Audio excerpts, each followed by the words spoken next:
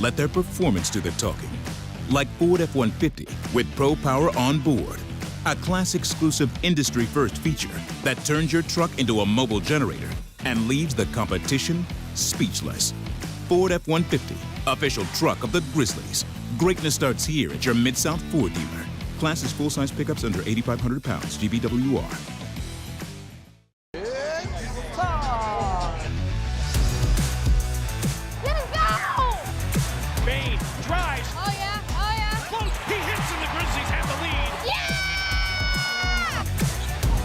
With a knockaway. Good defense. Durant attacking, spinning, hanging, and hitting.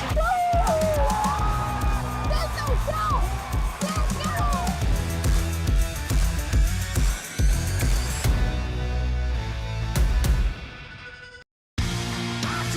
Shinedown. Dance Kid Dance Tour.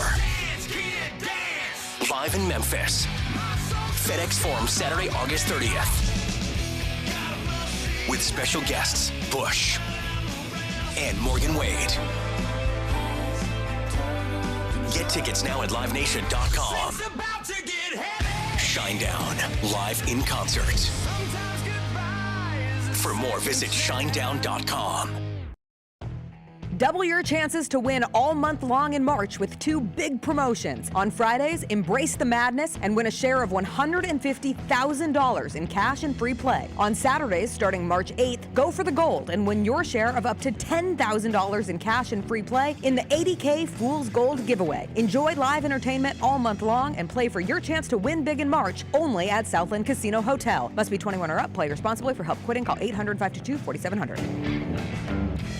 Grizz Nation gets set for tip-off 1 hour before every Grizzlies home game with the warm-up show. Get the latest news, notes, and analysis live from courtside at FedEx Forum. Who's going to be the tougher team that rebounds and prevents second-chance opportunities? Join me, Lang Whitaker, along with Michael Wallace, Jessica Benson, and other personalities from Grind City Media, Memphis, and around the NBA. 1 hour before every home game, live at Grind City Media on X, YouTube, and the official Grind City Media mobile app. I thought Penny was smart to handle this the way he handled it. He expressed frustration with the system, the chaotic nature of it. The price hike on eggs ain't got nothing on the price hike on basketball players. The same dude who cost you $150,000 last summer is costing you $500,000 right now. I understand his sentiment, but he stopped well short of criticizing PJ Haggerty. The Gary Parrish Show, live on weekdays at 10 a.m. on YouTube at Grind City Media and the official Grind City Media app. We talked a little bit about Jalen Wells. Jalen Wells, man, he finished third in the balloting for NBA Rookie of the Year. He's going to be back. He's going to play in Summer League, and maybe he'll shoot some left-handed jumpers out there. Hey, Grizzlies fans, be sure to tune in to Grizzbeat, where the panel and I break down all things Grizzlies and take a look at the rest of the NBA as well. The show is live every Wednesday, 2 p.m. on YouTube at Grind City Media and the official Grind City Media app. This week, we're going to run down the hits and the misses from WrestleMania 41. The main event, NXT title on the line, Obafemi versus Trick Williams versus Javon Evans. One of the greatest triple threat matches I've ever seen in my life. I'm shocked. And it made history because it's the first time there's three black men highlighting the NXT pay-per-view. Okay. That was dope, too. Tune in to Grind City Wrestling weekly on the Grind City Media app and on the Grind City Media YouTube channel.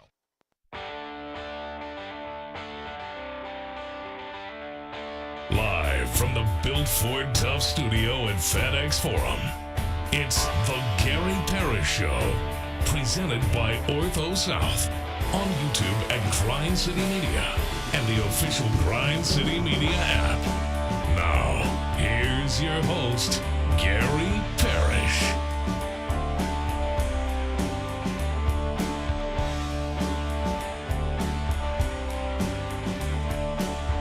All right, I'm here. My name is Gary Parrish, speaking to you from the Built Ford Tough studio, FedEx Forum, downtown Memphis. Bennett Doyle right there producing the program. Glad he's with me. Glad you're with me.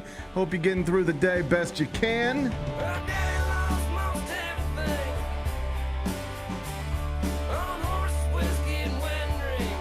And I hope you didn't expect any surprises on the coaching front here in Memphis, because we have no surprises. As expected, Tuomas Iisalo is the Grizzlies' 11th full-time head coach. That was announced Friday afternoon. We'll discuss momentarily. First, though, quickly, let me set today's schedule for you. In the next segment, around 10:20, Michael Eaves is going to join me. You see him hosting SportsCenter for ESPN. He was at the Kentucky Derby this weekend. He looked dapper as ever. I'll talk to him about that and the NBA playoffs. Michael Eaves is going to be here in the next segment. Once I finish talking to Mike, going to take a break, come back, do 5 more things you need to know, at which point we're going to discuss 5 previously undiscussed stories. Among them, Memphis secured a commitment this weekend from a 6'8 forward named Hassan Abdul Hakim. I'll tell you about him in about 40 minutes. New York Giants legends Lawrence Taylor and Phil Simms have both declined to unretire their numbers for rookie linebacker Abdul Carter. If Big Bet Bennett ever had his number retired anywhere, would he choose to unretire it and allow a young person to wear it? I'll ask him that question. It's a very difficult question. He'll be put on the spot a little later on in the show. Thrilling night last night in the NHL. Winnipeg eliminated St. Louis in double overtime. The Blues were up 3-1 in the third period. That's the last period for those of you who don't follow hockey. They were up 3-1 in the third with 115 seconds remaining. Somehow they lost the game and thus the series. Rough stuff. Rough stuff. It's an all-timer. We'll show you the goal that sent it to overtime. We'll do that in just a bit. The Detroit Tigers, Riley Green, did something this weekend that had never, ever, ever been done before in the history of Major League Baseball. I'll tell you what that was in the second hour. And a crazy story is originating in Cincinnati. Have you heard about this one? No. Woo! I don't think so. Woo! Follow me here. A police officer shot and killed a teenager. All right? Okay. Involved a stolen car. Cops pull up on the stolen car. Teenagers start running from the car. One of them allegedly has a gun. Ends up getting shot by the police officer. Dies. All right? One day later, the father of the dead teenager killed a sheriff's patrolman, a sheriff's deputy, with his car. Vehicular homicide. Damn. Wild situation. This sounds wild. I hope you understand what I just said. Bennett, imagine this. This afternoon, your son, God bless him, all right? But you have a 19-year-old son. This afternoon, your son is involved in an incident with the cops and gets shot and killed, all right? You go to the police station tomorrow morning. You watch the body cam footage. You watch your son get shot and killed by a police officer. Within 2 hours, you've run over a sheriff's deputy and killed him. Now you're in court facing a murder charge. Lot going on. Sounds like it. Lot going on. I'll tell you everything you need to know about that one during a segment we call 5 More Things You Need to Know. Then we'll eventually do GP's Carry Out and we'll call it a day. So that's the rundown. We got a lot to get to. I did want to start in the NBA. And that's because not long after we got out of here on Friday, the Grizzlies did announce that Tuomas Iisalo has had his interim tag removed, meaning he will enter next season as the franchise's head coach. Officially, he is the 11th man to hold the full-time position since the Grizzlies moved to Memphis in 2001. And if you paid attention over the past week, you know this was an expected outcome. Turns out it only took Zach Kleiman 5 days to close the Grizzlies' coaching search to the extent that there was one. It's unclear if anybody else was seriously considered. Either way, what was assumed is now true. The Grizzlies will enter the 2025-26 season with a 42-year-old from Finland in charge of the team that hasn't advanced in the playoffs since 2022. Your thoughts on that coaching decision, Big Bet Bennett? I'm not surprised. Like I mean, I'm gonna be honest. Be honest. Thought it was probably going this way like a year ago. Certainly I looked think that way. Let me ask you this real quick. We haven't touched on this. There are some that say, hey, you did plan this a year ago, and it actually undermined Taylor Jenkins to throw the guy everybody knew you wanted to be the next head coach onto his staff. It's it was complicated from the jump and was always leading to this point. Are you understanding of that point at all? I can understand that point. Sure, I understand. I can understand that point. I think if you were to talk to Taylor Jenkins or people around Taylor Jenkins, they would tell you that this was a setup from the jump. Maybe so. Maybe so. But he obviously did himself no favors by losing a ton of games down the stretch. That didn't help. What happened on the defensive side of the ball happened on the defensive side of the ball. That's right. And so when he got fired and Tuomas became the interim coach, I was like, okay, this is definitely the direction this is going. They wanted this guy as a part of the franchise. They gave him an opportunity as an interim coach, and now they're gonna make him the full-time coach. Yeah, it looks like this is where we were always headed. That Iisalo was always going to be the man who replaced Taylor Jenkins, whether that was midseason, in the offseason, middle of next season, 2 years from now. It always seemed like we were headed here. And I'll just say the same thing I said on Justin's show earlier today. This is what I expected, and I understand it. Completely understand it. Now it better work. Simple as that. It has to work. It has to work. There will not be much of a grace period for the new head coach, in part because of how it unfolded once he took over. That's right. Because Jess and CJ were talking earlier today, and the question was posed, like, is there anything he could have done to not get the job once he was named the interim? And I think the answer to that is, I mean, sure, something, like alienated John Morant and pushed John Morant to a place where John Morant at exit interviews said, the last thing I'll do is play for that man. Sure, yeah. That'd be a problem. then maybe we got issues. But short of that, no, he was going to be the head coach. Yeah. He didn't do anything once taking over for Taylor Jenkins to publicly push things in his direction. It's not like he took over and they started winning, or they took over and were competitive with the Oklahoma City Thunder, or took over and didn't lose by 51 points in game one, right, or took over and, managed to not get a 5-second call in the final seconds of a play-in game, or took over and didn't miss some challenge opportunity. Like, all those things happened, and none of them were good, and he still got the job, which, let me be clear, I only say all that to reiterate, he was always going to get this job, regardless of how it went. But he will not have a big grace period, at least not with the fan base, because once he got the job, good things did not happen. Right. That was the risk you're taking with firing Taylor Jenkins and promoting him to interim. It's a much easier sell with the benefit of hindsight. If Taylor coaches through the end of the season, you get embarrassed by Oklahoma City, you fire him, blame him, and then promote your basketball genius who we haven't seen on the sideline in a decision-making role yet. But once we've seen it and it wasn't great, like, the results just weren't great. They just weren't. Yeah. I mean, we don't have to lie to each other. Then it becomes a harder sell for the fan base.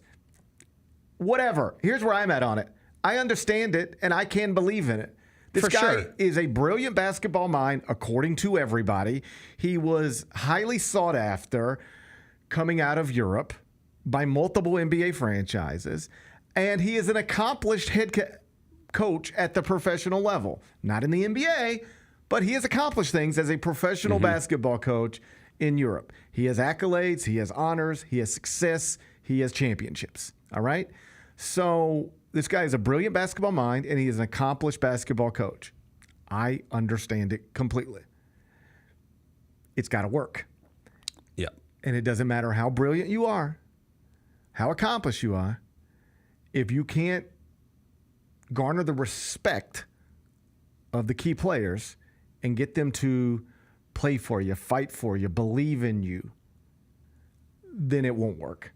You can be the smartest guy that's ever sat on a dry erase board, but ultimately at this level, a lot of it comes down to, can you get the people who need to respond to you to respond to you, to respect you? Can you push them and not have them break away from you, but have them respect it and acknowledge it and pull in the direction that you are asking them to pull?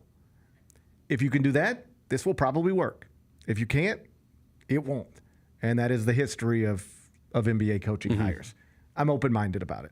Me too. I understand why some fans are disappointed there wasn't a more exhaustive search done or somebody with more NBA credentials in that job. I get the frustration and the disappointment and the skepticism. I'm not calling anybody dumb for saying any of those things. I'm just saying I also understand what they're doing, in part because it's what they've wanted to do for a while, it appears. And there are smarter basketball people than I who believe in this guy. Yeah, I'm with you too. If the players are on board, I'm on board. Well, like the counter argument to that is, hey, the players have always been on board, and that shit ain't working. All right, maybe we need to stop caring about what John Morant likes and doesn't like, and put somebody in place whose priority is bigger than that. I've heard that. It's a players' league. I understand it. Yeah. I understand it, but there are some people who would think it's less important what the players like at this point. I got it. Because the players are 9-18. I can buy that too. The players, this core, 9-18 in playoff games, 1-3 in playoff series. Who cares what they like? Mm-hmm. All right? At this point, you're making $100 million. We don't care what you like anymore. We need you to be better. I can see both sides of it. Me too. I understand how they reached the conclusion they reached and why they're doing what they do. As for the NBA playoffs, they continue to unfold this weekend. 8 franchises remain alive to win the 2025 NBA championship. Oklahoma City, still the favorite at plus 130. Then it's Boston at plus 190, followed by Cleveland, Minnesota, Golden State, the Pacers, Nuggets, and Knicks in that order. And look at the stars still involved. Shai Gilgeous-Alexander, Donovan Mitchell, Anthony Edwards, Nikola Jokic, Russell Westbrook, Jalen Brunson, Tyrese Halliburton. In San Francisco, you got Steph and Jimmy. In Boston, you got Jason and Jalen. It's just a reminder of how much things have fallen off around here. 2 seasons ago, the Grizzlies had young stars more highly thought of than most of the players I just mentioned. And now those players and franchises that I just mentioned have moved past the Grizzlies in the pecking order of most things, if not everything, which is why, again, next season is so crucial. Like, if Ja, Jaren, and Dez all return, they have to get the franchise back to where it was, or else it's time to stop believing that they're capable of doing it. At some point, it's just a put up or shut up thing. Fire Taylor Jenkins and promote the interim. Fine with me. I get it. Keep the core 3 together for another offseason and continue to believe eventually it will accomplish something of note. Fine with me. I get it. As long as you somehow, some way add veteran pieces that can improve the roster elsewhere. All of it, fine with me. But if next season doesn't look and feel different, and I mean basically right from the jump, then it does become, I don't know about impossible, but very difficult to ride with 3 dudes, to continue to ride with 3 dudes who are collectively making roughly $100 million a year, but not getting the results to go with it. As you know, since Ja, Jaren, and Dez have been teammates in Memphis, 9-18 in playoff games, 1-4 in playoff series. I only bring this up because I was watching basketball yesterday. Tyrese Halliburton has the Pacers in the second round of the playoffs for the second straight year. He had them in the Eastern Conference Finals last season, just beat the Bucks 4-1, and is now up 1-0 on the Cavs in the Eastern Conference semifinals. 2 seasons ago, the Pacers were 35-47. Since then, they're 97-67 in the regular season, 13-10 in playoff games, and 3-1 in playoff series. The Tyrese Halliburton era is more accomplished than the Jaren Dez era. That's what I'm trying to tell you. This is year 5 of Jaren Dez in Memphis. This is year 4 of Tyrese Halliburton in Indianapolis. Jaren Dez, 9-18 in playoff games, 1-4 in playoff series. Tyrese Halliburton, 13-10 in playoff games, 3-1 in playoff series. How did that happen? How is 25-year-old Tyrese Halliburton more accomplished than 25-year-old John Morant, 25-year-old Jaren Jackson, and 26-year-old Desmond Bane combined? Sure, Pascal Siakam, Miles Turner, part of it, sure. Rick Carlisle, obviously. But the idea of the Tyrese Halliburton, undeniably, it has happened, though. How? How did that happen? Why did that happen? And what can be done to flip things back around? Those are simple questions, right? Simple questions. Mm-hmm. Complex answers. But if we don't get some good answers to those questions next season, and I mean early rather than later, it's just like I told Jessica earlier today. There is no telling what this place will look like this time next year. On May 5th, 2026, we could be getting ready for a second-round playoff series involving Jaren Dez and a rookie head coach from Finland who has proven to be the smartest hire the Grizzlies have ever made. Or every important position in this franchise could be filled by somebody else. I don't think this is hyperbole. The most important season in Memphis Grizzlies franchise history is probably on tap. Probably on tap. And Tuomas Iisalo will be in charge of it. That's the news from the weekend. Hopefully, it goes well. Michael Eaves is up next. Grizzlies fans know it's the team that gives you the edge. Big River Steel does too. And much like the Grizzlies have recruited legendary talent, we want you to be part of our team. Are you ready to be part of something legendary? Then visit www.bigriversteel.com. That's www.bigriversteel.com.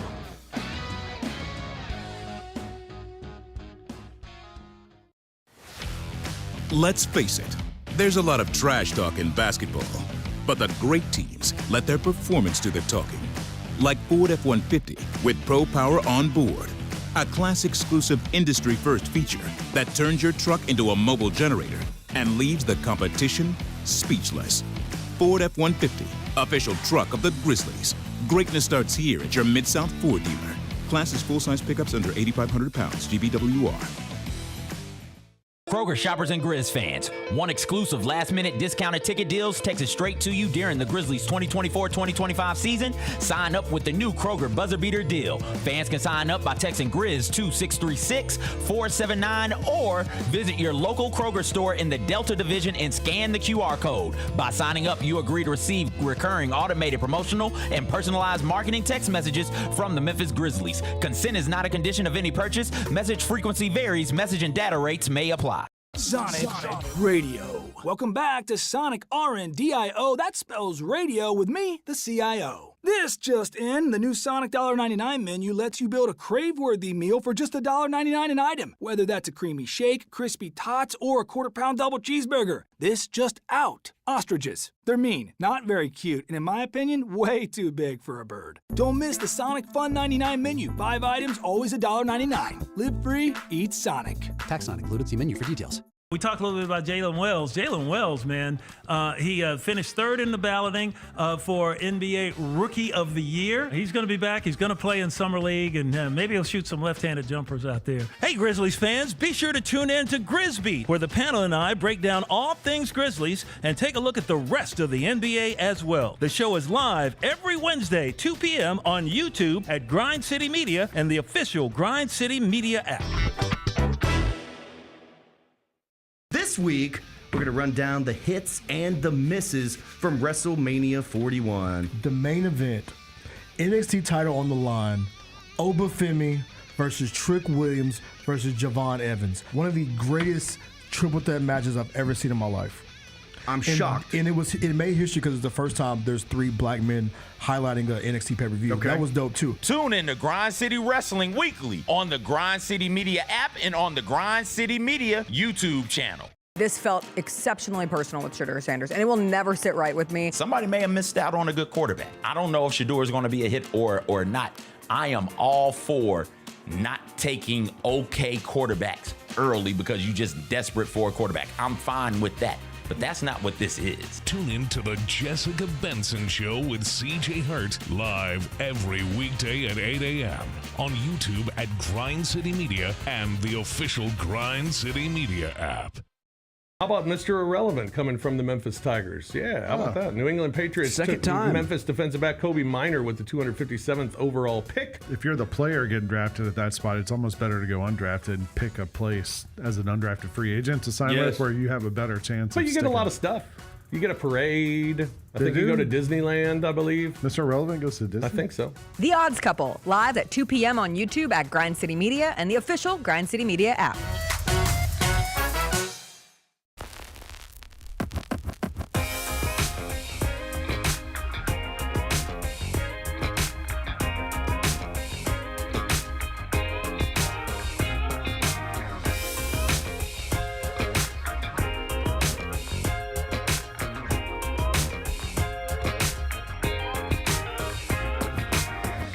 Welcome back, Gary Parrish Show, presented by Ortho South. And on Mondays in the second segment, I'm joined by Michael Eaves. You watch him host SportsCenter for ESPN. He joins me now live on Zoom. Michael Eaves is GP. I saw you this weekend at the Kentucky Derby back in your home state. You looked the part. You look great. Did you have a wonderful time as you expected? Yeah, it was a really cool time. As I said last week, it had been 20 plus years since I'd been there, and but the familiarity of everything that goes with the Derby came right back. It's, in some regards, it's similar to the Masters, where everyone's always in a good mood to be there, whether they're coming for the first time or I ran into Warren Moon one night in Kentucky, and he was telling me that since he retired, he's been to the Derby pretty much every year. That's how much he loves it, and he was still excited to be there. So you just get that energy and vibe throughout the week and to the weekend. And even on Saturday when we had, kind of rain being somewhat of a character, people were still in a good mood, whether they had their plastic ponchos over their nice hats and everything. It's just a good time. Like I say, I never tell anybody to go to Kentucky, Gary, but everyone should go to the Kentucky Derby one time in their life. I understand. I similarly, I don't tell people you should go to Mississippi, but I do say you should go to the Grove for an Ole Miss football game. Exactly. That's a blast. So similar things. The one time I went to the Derby, it also rained on the Saturday, and so we dealt with all of that as well. But the thing I remember most about it, you correct me if I'm wrong, and maybe this is just a me thing, but those days are long days. We went to the Oaks on Friday, the Derby on Saturday. You get out there early, you're there late. I had this idea in my head of like, you do the gambling and the drinking all day, and then it's party time. And by the time it's, quote, party time, I was like, buddy, I'm dead. I don't know that I can do this anymore. It wears you out. Are you able to go to the late night parties, or do you have to call it a day? Well, it was funny. I did both. Okay. But Friday night, I was more dead than I was Saturday. Okay. I barely made it. Well, I was supposed to go to 2 parties Friday. I only made it to 1. Yeah.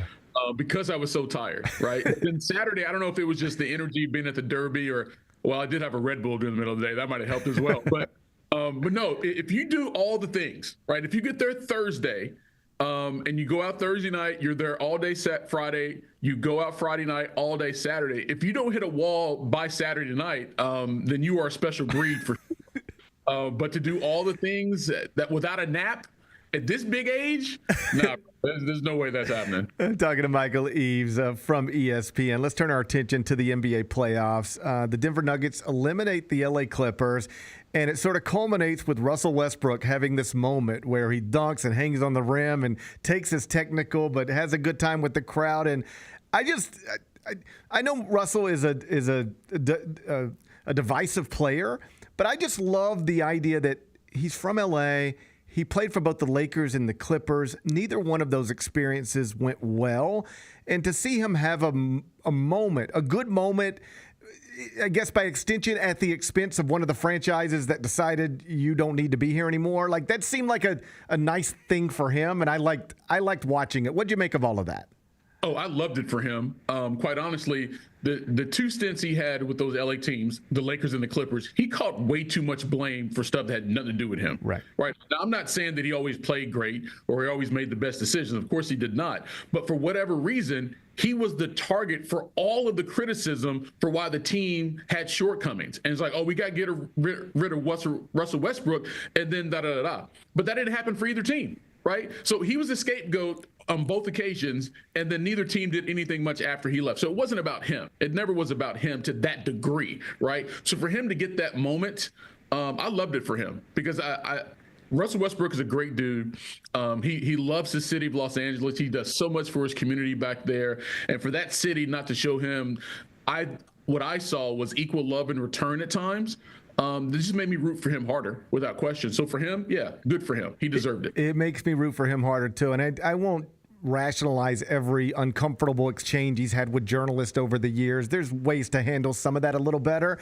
But I imagine you grew up in Southern California. It is a dream to be a Laker. It's a dream to play in your hometown. And for that to turn into a situation where he very publicly said he didn't even want his wife and children coming to the games anymore because he didn't like his kids hearing what random people said about their father. Like, that's such an ugly place to get to go from, man, one day maybe I can play in Staples Center or Crypto.com as a Laker and then get there and it be a nightmare. You can never undo that, but he seemed to really enjoy this weekend eliminating a LA franchise from the playoffs, and it was fun to watch. On the other side, you got James Harden, and man, there's another all-time great MVP, first ballot Hall of Famer. But part of his legacy is going to be these Game 7s and elimination performances. He just does not show up. What do you make of that? It's just the truth. And there's just too much data to back it up. Now, it may not be indicative of his, entire career in terms of the level of player that he is, but in the time that it's mattered the most, he has showed up the least. I mean, that's just facts. Matter of fact, I'll go all the way back to when he was with the Rockets and they were playing the Clippers, and they were down 3-1 in Game 5 in L.A., and he was playing terrible. And Kevin McHale, who was the coach of the Rockets then, took him out of the game. And behind Josh Smith, they came back, rallied to win that. They were down like 20-something, I think, in that game. Rallied to win in L.A., then won the last 2 games and won that series in 7 games. And James Harden was not the reason, right? So then you go from that to all these other moments where he's not played well. With the Rockets, when he played for the Rockets and Chris Paul was there, Chris Paul had a better Game 7 than James Harden did, and they still lost in that series. Now, here's the deal, though. He's not the only player who's gone through this. Carmelo Anthony was not great in elimination games during his time, especially in Denver and even there in New York. It is really hard, Gary, to be a great player all the time, and that is the true level of greatness. How great are you, not just consistently through every game, but even the games that matter the absolute most?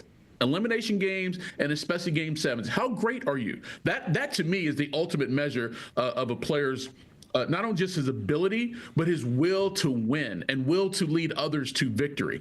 And for whatever reason, James Harden has not had that in his NBA career, which will end with a bid to the Hall of Fame. Pacers coach Rick Carlisle said yesterday, hey, we know not a lot of people are giving us a chance to get out of this series, but we'll see how it goes. He said this after they took a 1-0 lead in Cleveland, and the Cavs' second leading scorer, whether he's their second best player, but their second leading scorer in the regular season is still dealing with a toe injury. He could be back for Game 2, but he hasn't played in, recent games. Is Cleveland in more trouble here than maybe even Cleveland realizes?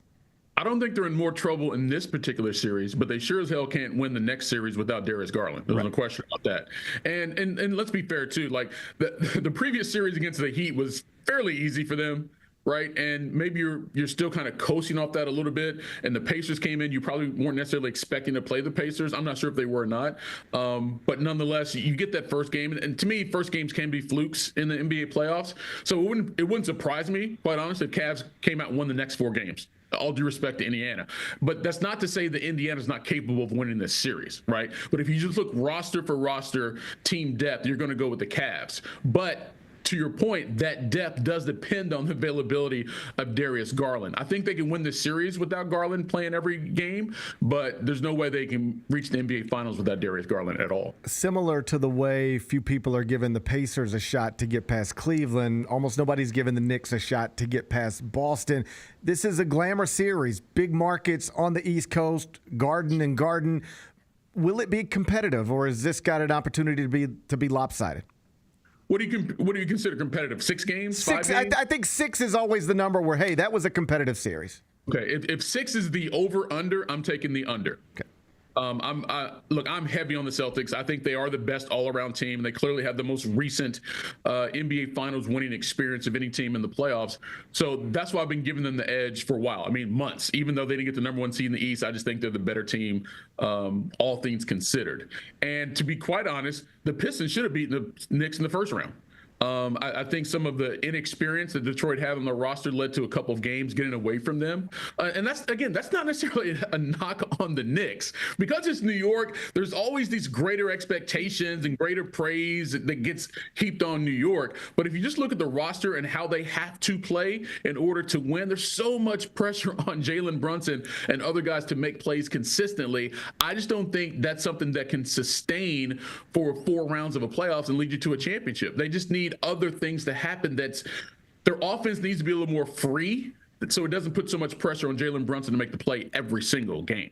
So Knicks Celtics, that's the first game of tonight's doubleheader. Then we get Game 1 Nuggets Thunder. We were talking about Russell Westbrook earlier. It just sort of occurs to me he's going back to OKC to play against a franchise where he did win an MVP. Is that still a thing that matters in Oklahoma City? Do you have a grasp for that? I guess I would compare it to this, and Mike Conley was never an MVP, but it is the all-time leading scorer in Grizzlies history. I remember the first time he came back, it was like, ooh, this is a big deal. And the second time he came back, it was like, Mike's back. After a while, you don't even really notice. Do people in Oklahoma City still notice that at all?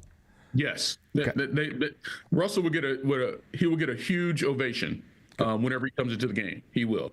Now, that might be the only time they do it for the series, and that's fine, right? Like you can recognize and appreciate your past, and then understand we're also in a present. We're trying to get to the future, so that doesn't matter anymore going forward. But I think because you have to understand, like, the Thunder were not in Oklahoma City that long, right? And when they were there, they had two guys, well, three, but really two. And one of those guys is coming back. One of those guys won an MVP and first guy to do the triple-double since Oscar Robertson. Like, all that history, and that was Russell, what he also did for that local community.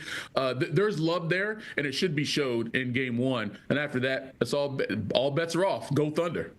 One last thing on the NBA before I get you out of here with something on an amazing four rounds from Scottie Scheffler this weekend, and that's that since the last time I talked to you, Greg Popovich has announced that he will no longer coach the San Antonio Spurs. He's moving into a front office position. Unfortunate that his career ends in this way, as opposed to, we did watch him coach a last game as the Spurs, but when it happened, we didn't know that was it. We didn't know it was happening, and I don't love that. But just, you've been around the NBA for a long time. I loved reading Greg Popovich stories from the weekend, just personal interactions with him. Do you have a Greg Popovich story that you could share? Not really. Like, Greg was always cool with me, but I never had to do an in-game interview with him. Okay. Right? So every time I was talking to him, it was always a little more less formal, in a after practice situation or after game situation. So I never had like any of those things that we've seen so much from the media. And here's the thing: I kind of hate that those things kind of overshadow who he was, and he kind of did that stuff on purpose because he thought the whole thing was silly. So you make fun of it. But he's obviously one of the greatest contributors to the game of basketball of all time. He deserves a farewell tour. It's a shame he won't get it. But here's the thing, Gary, he would not have wanted it. Right. He simply would not have. So in some regards, it's more apropos for how he would want to go out without the fanfare than maybe what he deserves.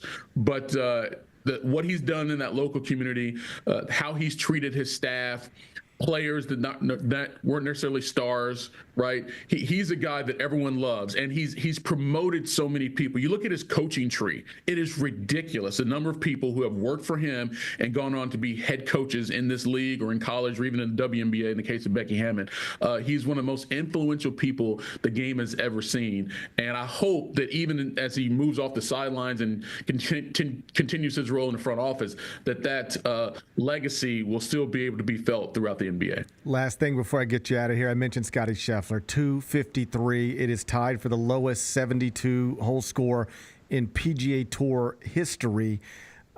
I know that LIV has taken some of the bigger names away from the tour, and I hope that gets resolved someday. But between Rory winning a green jacket and Scottie Scheffler continuing to show he's a generational talent, it does feel like the PGA Tour is in a pretty good spot right now, at least in terms of star power. The stars are at the forefront of everything. Gary, they were always in a great position, and they just overreacted. And that's the knock that, Jay Monahan gets now and will get for a while. He panicked, even though he had the best product. Right? That's like having Google and all of a sudden a startup search engine comes up and you just panic and just start doing stuff there's no reason for you to do. They always had the number one product. Even with those players who left, none of them moved the needle collectively as much as the PGA Tour did, right? They just overreacted. Sometimes you have to remember who you are and act like the giant in the room. And now that realization has come back to the PGA Tour, and especially the commissioner, Jay Monahan. And that's why, quite honestly, this deal with Saudi Arabia may never get done, because now they realize they don't need it, and they didn't need it to begin with. That is Michael Eaves from ESPN. Make sure you're watching him on SportsCenter, following him on X at Michael Eaves. That's at Michael Eaves. You're the best, buddy. I'm glad you had a wonderful weekend back in your home state. I'll talk to you next Monday. All right, man. Be good. Bye-bye. That's Michael Eaves from ESPN. He's exactly right about the PGA Tour. What we have learned is that Brooks Koepka can be among the biggest stars in the sport. Bryson DeChambeau, Phil Mickelson, Dustin Johnson. But without the structure of the PGA Tour, they're just awesome golfers playing golf in the dark. Do you know that there was a LIV tournament this weekend? No. So you have no idea who won it? No. Okay, you ready for this? It could not have been better for LIV. You know who won it? Who? Bryson DeChambeau.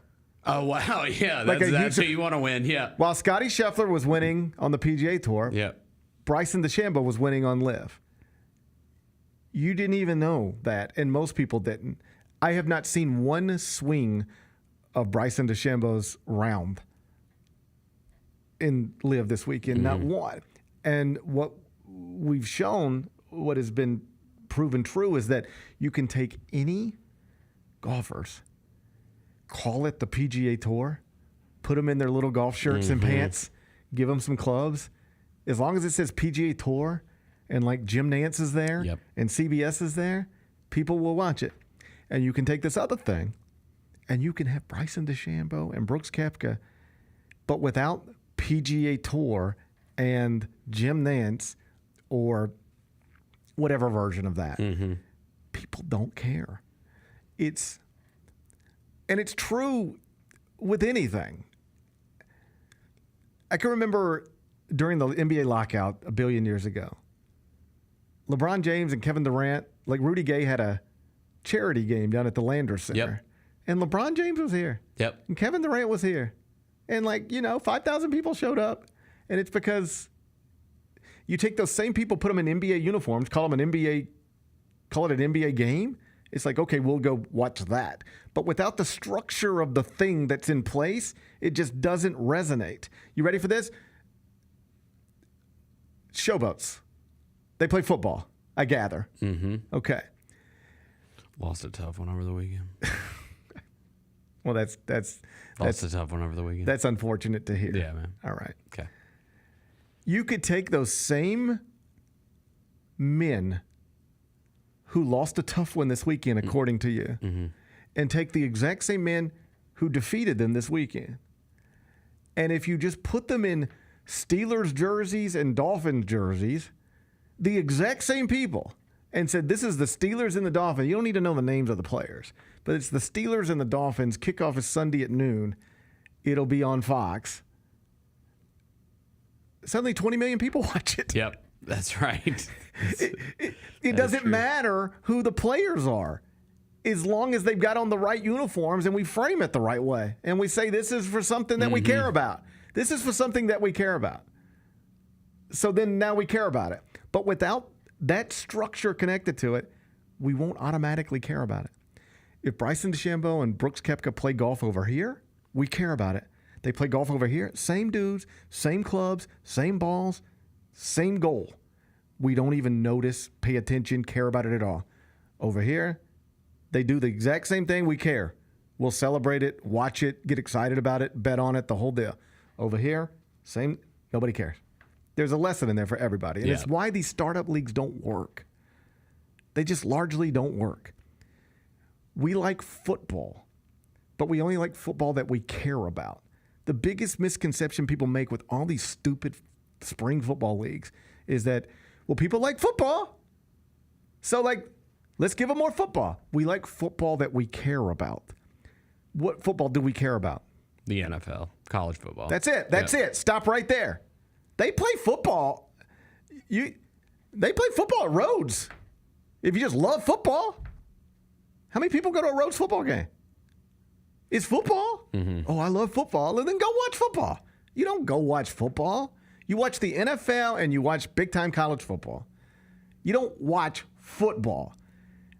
You watch the football that you care about, the NFL and college football. Oh, I just love football. Okay, well, I could put you a high school game on TV. You going to watch it? No, you don't love football. You love the football that you care about. I love golf. No, you don't. You love the golf that you care about. I could take the same golfers, put them over here in a place that you don't care about. You won't watch it or care about it. The structure has to matter. Nobody cares who wins. What is it the Showboat's playing? The UFL. Nobody cares who wins that. Nobody looks at the standings. Someone cares. Who? Prove it to me. Who cares? I mean, some people watch. Who? I don't know. They are always putting out the TV numbers for that thing. Who's watching this? There's a couple thousand watching. A couple thousand? Okay. I think that proves my point. Hundreds of thousands. On a good day. Okay. Yeah. But when you... that's not a good number for football. All right? Mm-hmm. It shows that they don't actually care. And the golf thing, all of this is true. All of this is true. It's why you can start. You hear about them rival basketball leagues to rival the NBA. Right. It won't work. No. People care about the Lakers. You can take those same players, put them in different uniforms in a different league, and people will not care. Call them Lakers, call it the NBA, people will care. Golf is the most recent reminder of that, but this is not exclusive to golf. It's true just about anywhere. Let's move on. Hey, the Tigers added another transfer this weekend. 10 new additions to the Memphis roster. Okay. None of them are P.J. Haggerty yet. Still waiting to see where that goes. What's going on there? But the Tigers did add somebody from UT Rio Grande Valley. All right. Tell me about him. I'm going to do that next. Gary Parrish Show presented by Ortho South. Creed. By overwhelming demand, the Summer of '99 tour returns. July 27th, FedEx Forum. With special guests 3 doors down. And Mammoth WVH. Tickets on sale now at livenation.com. Creed returns, the Summer of '99 tour. It's time! Let's go! Bain drives. Oh yeah, oh yeah. Close. He hits and the Grizzlies have the lead. Yeah! Jaron with a knockaway. Good defense. Durant attacking, spinning, hanging, and hitting. Let's go!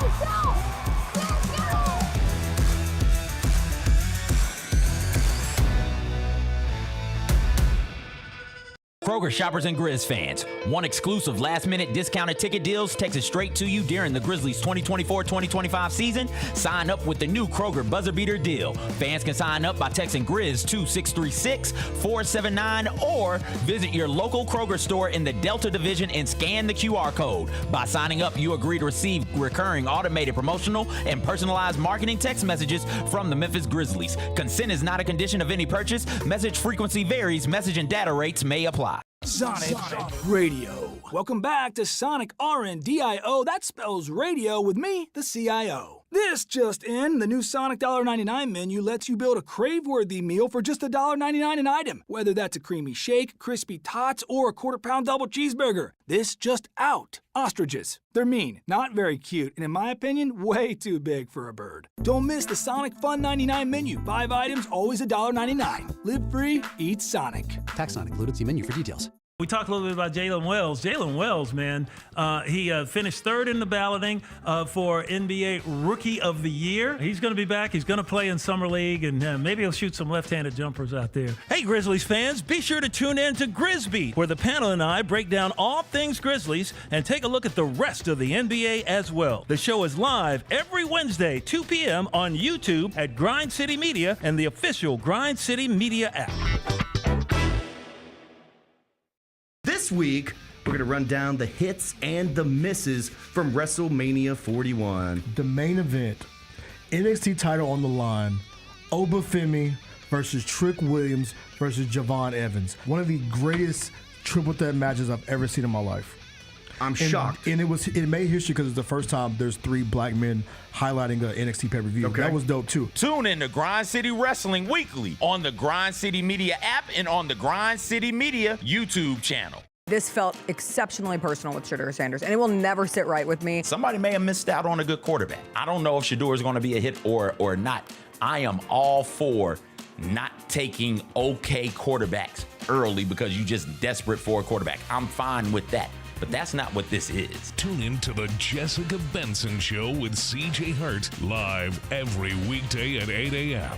on YouTube at Grind City Media and the official Grind City Media app.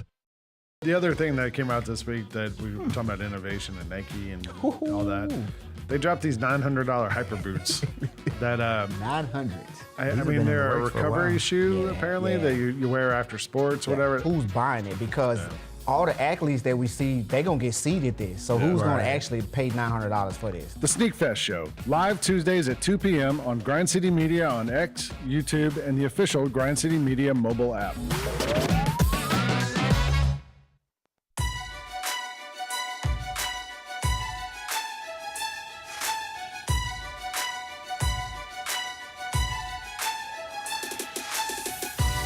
Orthopedic injuries can be unpredictable, unforeseen, and unscheduled, and Ortho South understands this better than anyone. Since your injuries don't make appointments, you don't need to either, and that's because Ortho South welcomes walk-ins during the weekdays and the evenings, and even on Saturdays. So next time an unforeseen injury makes an unscheduled appearance in your life, visit orthosouth.org to find your nearest urgent care location. Just walk in, and Ortho South will take care of everything, especially you. Learn more at orthosouth.org. That's orthosouth at orthosouth.org. Now I got 5 more things you need to know. Number 1. The University of Memphis men's basketball program secured a commitment this weekend from a 6'8" forward from Toronto, and his name is Hassan Abdul Hakim. Played at Rio Grande Valley this past season. Big Bet Bennett, how you feel about securing a commitment from a Rio Grande Valley, Spanish term for cowboy? Can he rebound? Sure. 6.8 per game. Sounds good to me. Okay, Bennett said if he can grab balls off rims, he'll take it. 13.3 points, 6.8 rebounds, 1.4 steals in 28.9 minutes per game. Only played in 12 games this past season. Left the team in January for undisclosed reasons. Undisclosed sounds to me like maybe wanting to get out of Rio Grande Valley. I think there's a long list of men who have been. I think we could go back. No offense. I think we could go back centuries. I think we could go back centuries and find a long list of men trying to get out of Rio Grande Valley. Yeah. You know? Sounds hot. Sounds hot. Yeah. He probably just wanted to cool off a little bit. Yeah. Sounds hot. Be down there at Rio Grande Valley. So probably just wanted to cool off a little bit. We got us a river right downtown, not far from the arena. I'm sure you heard about that. So perhaps shout out to the river, by the way, and the River Beat Festival. Shout out to the river. Yeah, we were driving back. I didn't get to go. I had a wedding this weekend. Okay. One of those 3-day weddings that prevented you from going to the festival. 2 days. I had to go to the rehearsal and the wedding. But the rehearsal on Friday was in Marion, and so when we were coming back. I was in Marion this weekend. Were you really? Yes. Shout out Marion. Shout out to Marion, Arkansas. I went to Mi Pueblo. I went to a farm. I went to Mi Pueblo in Marion. I went to a farm. It was great. But when we were driving back, coming over the bridge, it was nighttime, and dude, it looked awesome. They had like the big Ferris wheel. You could see the acts performing. Like the stages were all lit up with all lights and stuff. Dude, it looked really cool. And like by all accounts, they had great crowds, and the festival was great. So kudos to River Beat. Everybody who went seems to have had a good time. Yeah, I've heard nothing but rave reviews. Like I was talking to Jess earlier, she went. She's still young enough where she can do 3 days at a festival. Mm-hmm. I don't know that I can do that anymore. I could maybe give you 2. I could maybe give you 2. Yeah. But I don't even know that I'd be interested in attempting it. Mm-hmm. I could probably do it, but I don't know that I'd want to try. But I think I could pull it off. Yeah. But I don't think I'd want to, you know? Mm-hmm.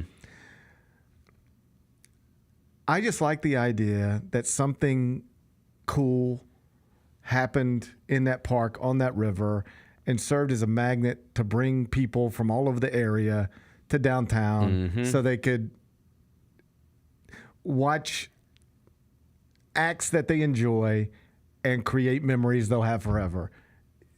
I guess I don't tell too many stories about when I was 16 or 19 too often anymore because, like, what's the point? But I got tons of stories from that park. Oh, yeah. From that festival. From that like... Well, it was a different festival, but yeah. Different festival, but same, whatever. you know, it's got stages and it's got acts and they got Pronto Pups and beers. Same vibe, It's the same thing. You can change the name. It's the same... It's the same thing. Different, but the gist of it's the same. It's acts on the river in the month of May. Yep. The month of May was like my favorite month growing up. Yes. Like you go, like Barbecue Fest was something I looked forward to. Can't tell you how many girlfriends I found at Barbecue Fest and how many I lost. Probably lost just as many as I found. Yeah. You know? Yeah. You know? But that's the great thing about Barbecue Fest. I know, man. For every one you lose, you can find 2 more. They're just walking around everywhere. You know what I'm saying? Yeah. Not exaggerating. I have both lost girlfriends and found girlfriends at Barbecue Fest. I think I probably did too. Man, you ain't even done Barbecue Fest right if you ain't lost a girlfriend and or found a girlfriend. As I think back, yeah. Man. You know? Good times. So I imagine there's young men and young women this weekend who got to lose boyfriends and girlfriends and gain boyfriends and girlfriends this weekend while listening to like Missy Elliott and Ludacris and, you know, Public Enemy. Yep. What's more fun than that? Nothing. I think nothing. Literally nothing. I think literally nothing. So I'm with shout out to the river. Shout out. Shout out to the River Beat Festival. Shout out to Marion, Arkansas. Yeah, especially shout out to Marion, Arkansas. Shout out to Marion, Arkansas. Got some cool farms in Marion. They sure do. Marion Patriots. That's what I learned this weekend. Are they the Patriots? Yeah. What else would they be? I don't know. The farmers. Yeah, the Marion Farmers. no, they're the Marion Patriots. Yeah. They're the Marion Patriots. And we enjoyed it. Hey, you put a Mi Pueblo anywhere. I'm there. You put especially on Cinco de Mayo. Today is, hey, shout out to Cinco de Mayo. I had a conversation with my boys on the way to school this morning. Did you explain the history of Cinco de Mayo? I explained what I knew. Okay. Why don't you explain the history of Cinco de Mayo for me, history major? I probably shouldn't have said that. Why don't you? My boys. Well, I know it's the Mexican Independence Day. That's what I told them. That's yes. what I told them. I said, hey guys, you know it's Cinco de Mayo, right? You know that, right? And they both looked at me like I was stupid. And I said, you know what that means, right? And they didn't have any idea. And I said, well, cinco, uno, dos, tres, cuatro, cinco. Cinco, that's 5. Yep. 5. I took Spanish 3 at Southwest Tennessee Community College. You think I can't count to 5 in Spanish? I'm looking it up. I don't know much past 5, but I can get to 5 pretty easy. So then cinco, and then I didn't really know how to piece the rest of it together, but I was like, it's just May 5th. That's what it means. Yeah. Cinco de Mayo is May 5th. I said, you know how we have July 4th? They both said yes. I said, well, then will they have May 5th? But they call it Cinco de Mayo. And so tonight, like, we should celebrate Mexican Independence Day. You guys want to celebrate Mexican Independence Day? They both looked at me like I was stupid. Yeah. And the problem is because you know what celebrating Mexican Independence Day would be? Having Mexican food. And we do that 4 times a week anyway. We celebrate Mexican Independence Day we do 4 times a week. Oh, it's true. We eat so much Mexican food. It's just like the easiest thing to pick up. Everybody likes it. I effed up. What happened? It's not Mexican Independence. Oh, shit, that's what I told my kids. What is it then? What is it? It's not to be confused with Mexican Independence Day, which occurs on September 16th, okay? So let's get that straight first and foremost. Cinco de Mayo is an annual celebration held on May 5th to celebrate Mexico's victory over the Second French Empire at the Battle of Puebla in 1862. The Second French Empire was overrated. Yeah, I preferred the first, yeah. Well, everybody looked at the first, and they were like, well, the second... Well, this is going to be something. We're going to beat their ass. They better not come over here. Second was overrated. Yeah, don't come over. Don't bring that second empire over here. We're going to whoop your ass. That's exactly what happened. Lacked veteran leadership. Yes, it did. I think the Second French Empire lacked veteran leadership. I think you're right. Well, I'm going to have to talk to my kids again today. I know, dude. Yeah, just do a quick Wikipedia refresher before you. Yeah. Well, I didn't know. Not Mexican Independence Day. Well, I was trying to. It was a tough ride to school this morning. All right, because you're not going to believe this.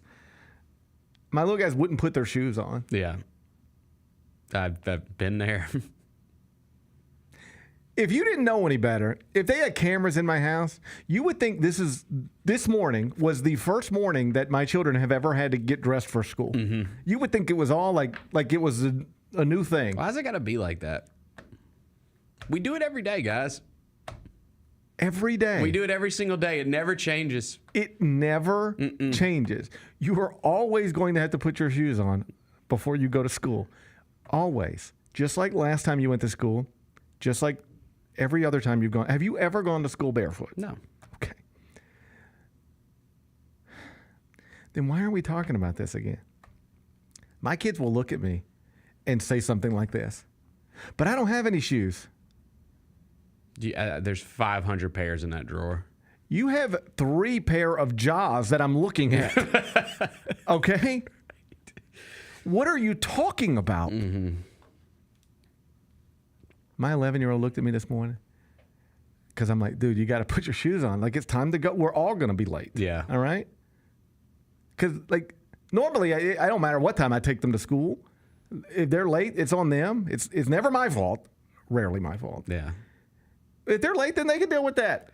But they won't make me late because my show. But on Mondays, I got to be with Jess at 8:40. Yeah. So if you're late, it's gonna make me late, Right. and then it messes up Jessica. Like, there's a domino effect to this. Yeah, there is. Let's get our shoes on, dude. And this 11-year-old looked at me. You know what he said? What'd he say?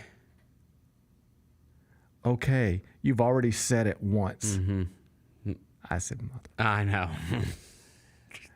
Oh, I'll do you one better, buddy. Not only have I already said it once, I've already said it a million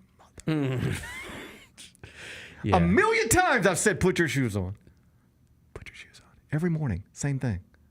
We need to teach these kids to be more grateful. On the day that General Ignacio Zaragoza conquered the second French, not to be confused with the first French Empire, the second French Empire. Overrated. In the Battle of Puebla. Overrated. And our kids are over here arguing with us about putting shoes on. Have some respect. Have some respect. Second French Empire. Terrible strength of schedule. Overrated coming into this conflict. And then they got what was coming to them. Yeah. So here's the honest to God truth. They got off to a rough start because my kids won't put their shoes on for some reason. Like, nobody has to tell me to put my shoes on. I just do that automatically. Just do it, And I feel like I've been doing it automatically for as long as I can remember. I don't remember a time where I didn't automatically put my shoes on when it was time to go somewhere. All right? Except for when I went through a flip-flop phase, but that was different. That was a different deal. So day gets off to a rough start. I can't get anybody to put their shoes on. So we get into the car, and then something you talk about first world problems. Somehow my Spotify is disconnected from my car. I can't automatically. That'll ruin the start to your day. Well, now it's an like awful way to start your day. So now it's like, all right, both kids are in a bad. At least one kid's in a bad mood because he won't put his shoes on. Spotify's not working. This is So you have to sit here in silence. So now we have to talk. Yeah. All right. So I decide to try to talk about Cinco de Mayo. And you just F that up. I didn't have any idea Not what I even was close. talking about. Not My even kids close. might be in school today. This might be something that happens. Arguing with their teacher. That's not what my dad told me this morning. My dad, well, you know my dad. My dad, he's on TV. He's so smart. He knows everything. And I'm just lying to them. Yeah. I really don't know much. When we get past it, when we get past all the bullshit, I don't even know what Cinco de Mayo is. I know. All I know is you're supposed to get tequila, margaritas. Yeah. But I don't know what. I don't even know what we're celebrating. I swear to God, we hijacked that holiday a little bit. We need to. We need to chill. You think we need to chill? We need to chill. Dude. You don't mean I don't need to go? I don't need to take a selfie with a big sombrero on tonight. I don't think that's a good idea at all. I don't think that's a good idea. Yeah, it's not for you. I was so confident in explaining to my children about Cinco de Mayo. I don't have any idea what I'm talking about. I hope they don't ask me about Easter. I don't want to get caught in a lie there. I could do pretty good with that one. What do you think? What do you think happened on Easter? Oh, I mean, Jesus was resurrected. Think that, Wait, is that on Easter? I think that happened. The resurrection that's on Easter, right? Yeah, I think Good Friday they put him down. Okay. Okay. I think they put him down on Good Friday, and he came back on Easter. All right. I think that's what happened. I'll tell you about it off air. I'll educate you off air, all right? I need to figure out what some of these dates are about. I can't be lying to my kids on the way to this. I either got to learn a little bit more or get my Spotify fixed. One of the two. Yes. One of the two. Anyway, Hassan Abdul Hakim. Yes. He's a Tiger now. He's the 10th new addition to the roster. Let's just leave it there. That feels like enough. What's up with PJ? Oh, he's out there, seeing who would give him. Well, I saw Ole Miss is out. Everybody's out for a minute, and then, this is one of those where, oh, you want $4 million? Well, we're out. Then you call back and be like, well, We'll take 3. You got 3.2? Gotcha. One of those types of deals. Gotcha. Yeah, most indications seem to suggest that he's going to take in excess of $3 million from somebody to play basketball somewhere other than the University of Memphis next season. But as always, we'll see. Number 2. All right. You see this story? There's a fellow named Abdul Carter. You know Abdul Carter? Yes. Okay. He was a college football player, and then he was drafted by the New York Giants. He's a linebacker. He has requested... So I guess this is the way it works. You get drafted by a franchise, and they say, hey, what number you want to wear, buddy? And Abdul Carter says, I'd like to wear number 56. They said, well, we're the New York Giants. I don't know how much you know about the New York Giants, but Lawrence Taylor wore number 56, and he is arguably the greatest defensive football player of all time. We retired that number. So you got another number? He was like, well, I'll just ask Lawrence Taylor if I can get 56. And then Lawrence Taylor was like, no, buddy, that's my number. So then they go to a number 11. That's Phil Simms' number. Mm-hmm. They said, well, I don't know how much you know about the New York Giants, but Phil Simms, he's a legend here. And that's his number, and that's also a retired number. And he's like, well, I'll just ask Phil Simms if I can get his number. Long story not so long, both Lawrence Taylor and Phil Simms have told Abdul Carter, all due respect, but you're not wearing my retired number. How do you feel about that? If you were Lawrence Taylor, you were Phil Simms, and you had your number retired, and young Abdul Carter came to you and said, Mr. Taylor, Mr. Simms, Mr. Doyle, I respect you. I understand the number's retired, but it is the number I've been wearing. It's the number I would like to wear. Would you bless me this opportunity? How would you handle that? I mean, I guess I would have to, because I would be a hypocrite, because my quarterback literally just did it to Warren Moon. He gave him his retired number 1 jersey, so he's going to wear it. He's going to wear number 1. Maybe a little different because Warren Moon played for the Houston Oilers, and Cam plays for the Tennessee Titans. Same franchise, but you could maybe make an argument there. This is still the New York Giants, like you said, legends of that team. I would say get a new number, dude. I would say get a new number, dude. First off, numbers on jerseys, I never really understood the lore and why people care about that so much. It matters to people. Like, the number is very important. Like, I heard Vernon and them talking about it the other day, and certain numbers look way cooler than others for certain players. I used to walk around in a Jacob deGrom shirt and have 48 on it. It just seemed like a weird number, like 48. But whatever. I don't get caught up in numbers. I don't really care that much about the numbers. So it doesn't matter to me. Like, if you're asking me, I would say, dude, just get a new number. Now, obviously, it's very meaningful to some of these guys and has meaning behind it. But sorry, dude. Here's where I'm at. If Warren Moon wants to let Cam Ward wear that number, then that's up to Warren Moon. That's great, yeah. Do you know what I think is ridiculous or out of line, at least inappropriate? I don't think you should ever ask.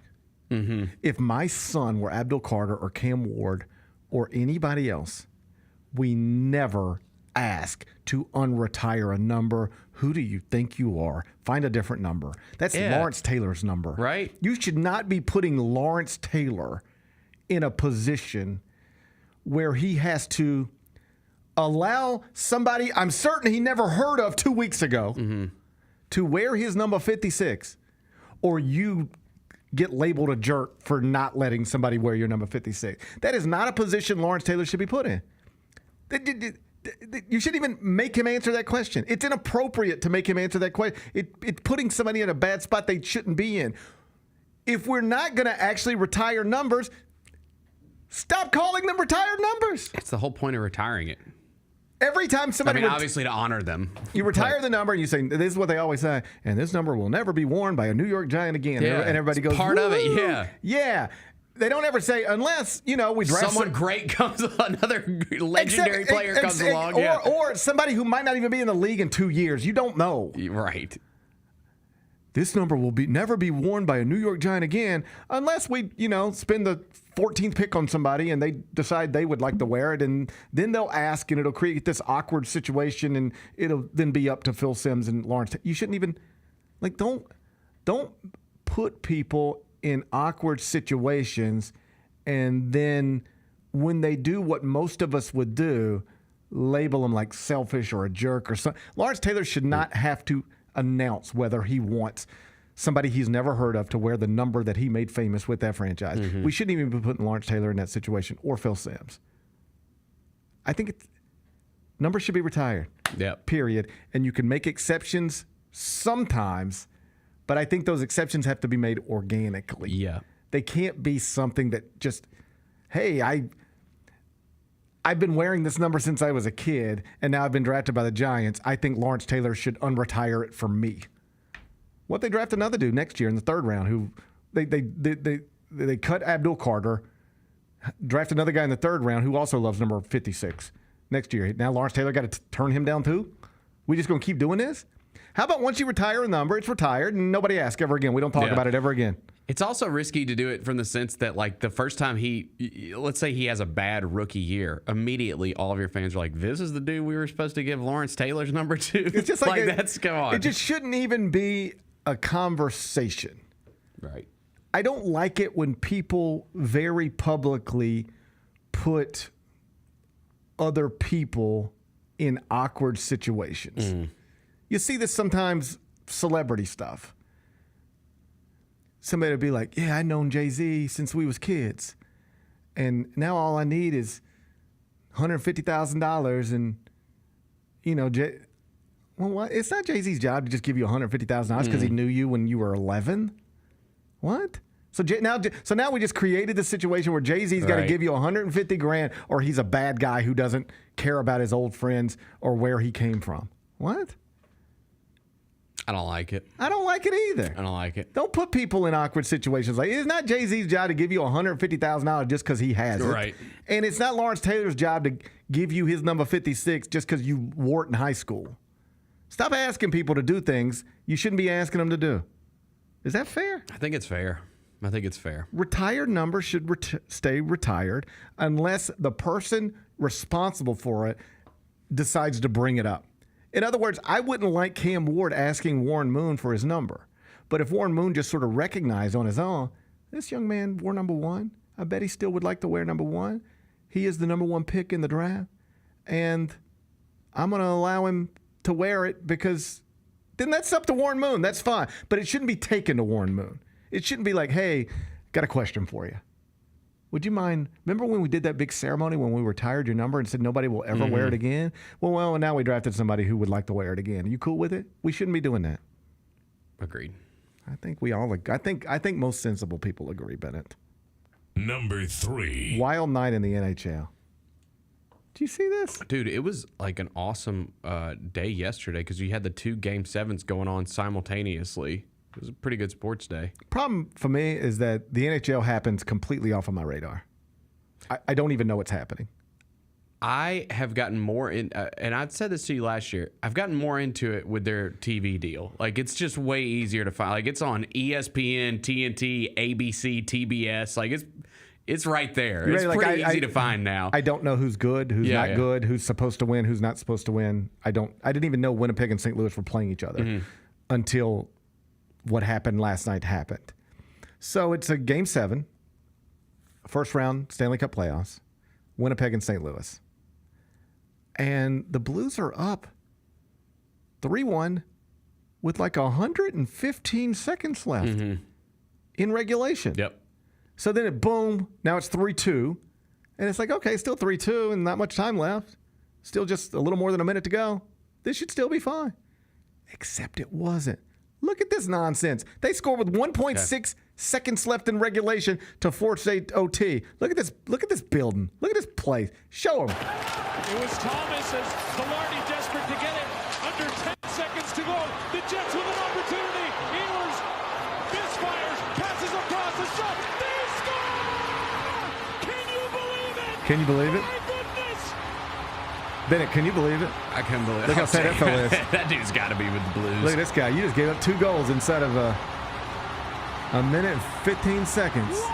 Or 115 seconds. A little less than 2 minutes. Look at that. They believe. I bet they weren't believing like 2 minutes ago, but they believe now. And then, of course, Winnipeg wins it in double overtime. Blue season's up. That's a hard way to have things.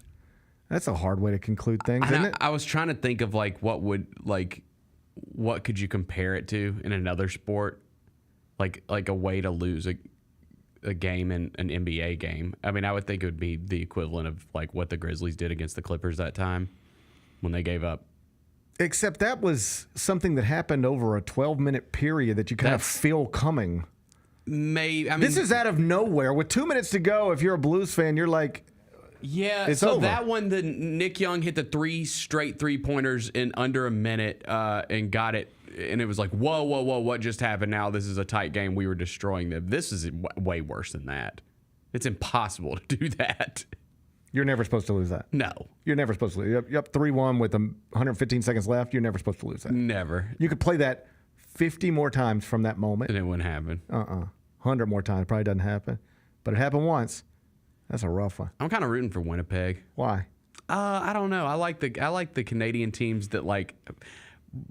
I root for teams in sports. I've come to find, like, here we have the Grizzlies, and that's all we have. That's our professional team, the Grizzlies. I tend to root for these cities that's what they have. Like, Winnipeg probably has a Canadian Football League team, I'm sure, or they probably have a good soccer team, whatever. But I know them as the Jets, right? The Winnipeg Jets. Yeah. And so I kind of root for that. I'm like, man, that's probably what they care about there. Hey, That's sold their me. thing. Like, here, the Grizzlies are our thing. In Sacramento, the Kings, that's their thing. I tend to root for those cities that they got the one thing that they really rally around. All right. Well, then, you know what? I'm rooting for the Jets. Bennett says he's a Winnipeg Jets fan now. Can you tell me where Winnipeg is? Canada. Yeah, but what province? Is it a province? It's a province, right? We don't call them states. Definitely don't call them not yet. Not yet. Give it time. I think that's what we call them. Let's learn a little bit about Winnipeg right now. I know. What do you know about Winnipeg? I believe it's in Manitoba. I believe that's right. It is in Manitoba. Boom.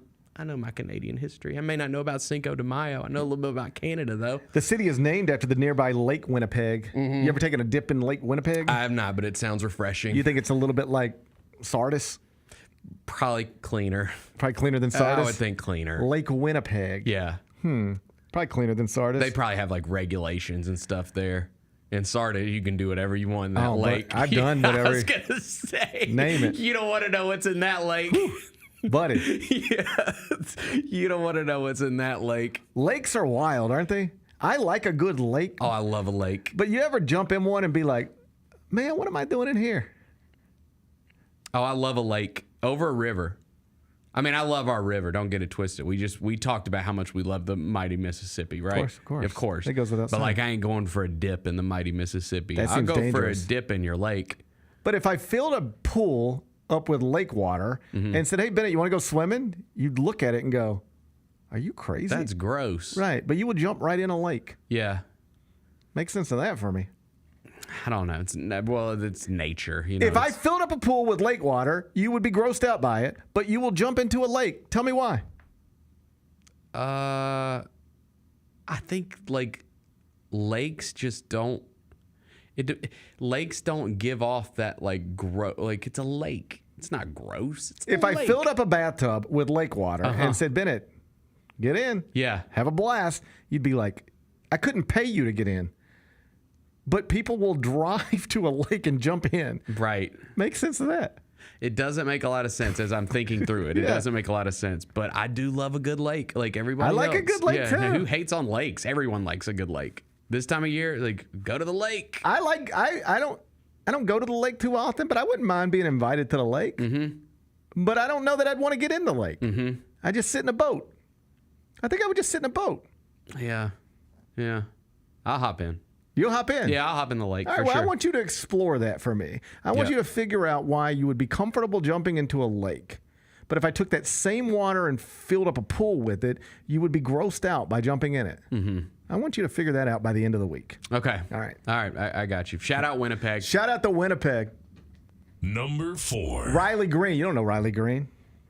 Riley Green? Yeah, he plays for the Tigers. I was going to say, I think that's a country music artist. It could be. I believe there's a famous country artist named Riley Green. Yeah, I'm sure. Yeah. Probably playing Tin Roof this weekend, right? I would not be shocked. Riley Green live at Tin Roof. Yep, that is Riley Green, American singer-songwriter. Well, he looks exactly like I would expect a Riley Green. Based out of Nashville. Of course. Where else would you be based out of if you were Riley Green? Yeah. Singer-songwriter. This is different. A different Riley Green. Okay. Played for the Detroit Tigers. I won't bore you with this, but on Friday night for the Tigers, he hit 2 home runs in the 9th inning. Okay. Does that sound remarkable to you? He hit 2 home runs in the 9th inning. In the same inning. It was like he came up in the... sound remarkable. He came up in the 9th, hit a home run, and then they batted around. He came up again, hit another home run. Does that sound remarkable to you? Not really. What if I told you that had never happened before in the history of Major League Baseball? That no player had hit 2 home runs in the 9th inning. Specifically the 9th. It just, think about... I would be surprised by that, I think. So was I. I was like, how has that never happened before? I mean, we play 1 billion games a year, and we've been doing it for 1 billion years. Yeah. Nobody's ever homered twice in the 9th inning before Riley Green, singer-songwriter, did it. That's kind of wild. Yeah, that is kind of wild. In high school, I had a teammate. This is a real story. You can Google this, maybe. I had a teammate who hit 2 grand slams in the same inning, and according to the reporting at the time, that had never been done in high school baseball. He, at the time, was the first, and perhaps still is, the only person to ever hit 2 grand slams in the same inning of a sanctioned high school baseball game. He set a national record. That's what I was told at the time, at least. Okay. Shouts to Brad Covington. That's a real thing that happened. Right on. Riley Green, 2 homers in the 9th inning on Friday night. First Major League Baseball player to ever hit 2 home runs in the 9th inning. I couldn't believe that had never happened before. Me either. That's wild. Shout out to Detroit. They're playing well, man. Shout out to Detroit. They got a good team. Mets struggled this weekend against the stupid Cardinals. Oh, my team sucks. Yeah. The Orioles suck. Well, the Mets are the best team in baseball up until yesterday. Mm-hmm. And then the Cardinals made it look like they weren't. But there's always another opportunity tonight to get back to your winning ways and or hit 2 home runs in the 9th inning like Riley Green, singer-songwriter, Nice. based in Nashville. Congrats, Riley. Number 5. This is where I've been trying to get to, Bennett. All right, what's up? This is the craziest story I've heard. I didn't know about this. Okay. It originates in Cincinnati. Okay. Home of the Bearcats. I've been to Cincinnati. So have I. Yep. Paul Brown Stadium. It's where the Bengals play, or did. I think it's called something different now, maybe. It doesn't. I don't know. I don't think it has. Whatever. That has nothing to do with this story. Okay. Okay. So, last Thursday, cops get called to an apartment complex. They've identified a stolen car. Mm-hmm. They've been looking for this car, whatever. There's a stolen car reported. Cops see it at this apartment complex and they approach the car. They believe they've found the stolen car. Mm-hmm. They approach the car. There's 4 young men in the vehicle.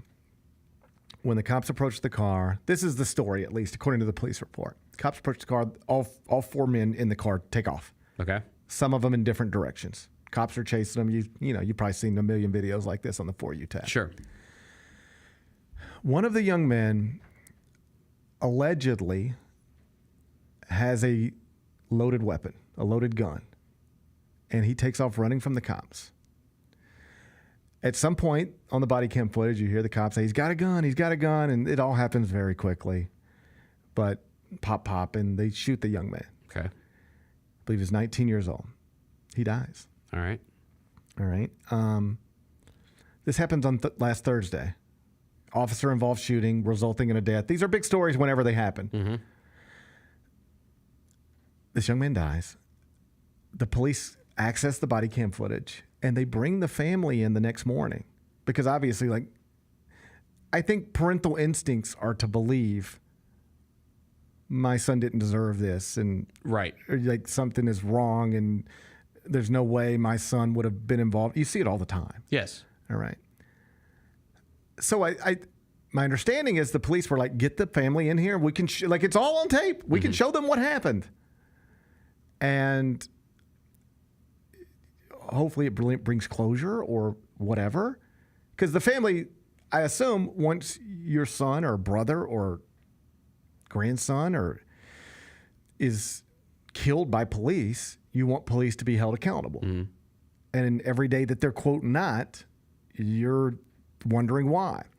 So my understanding is the police were like, bring the family in. We're going to show them the body cam footage, and this should show them exactly what happened.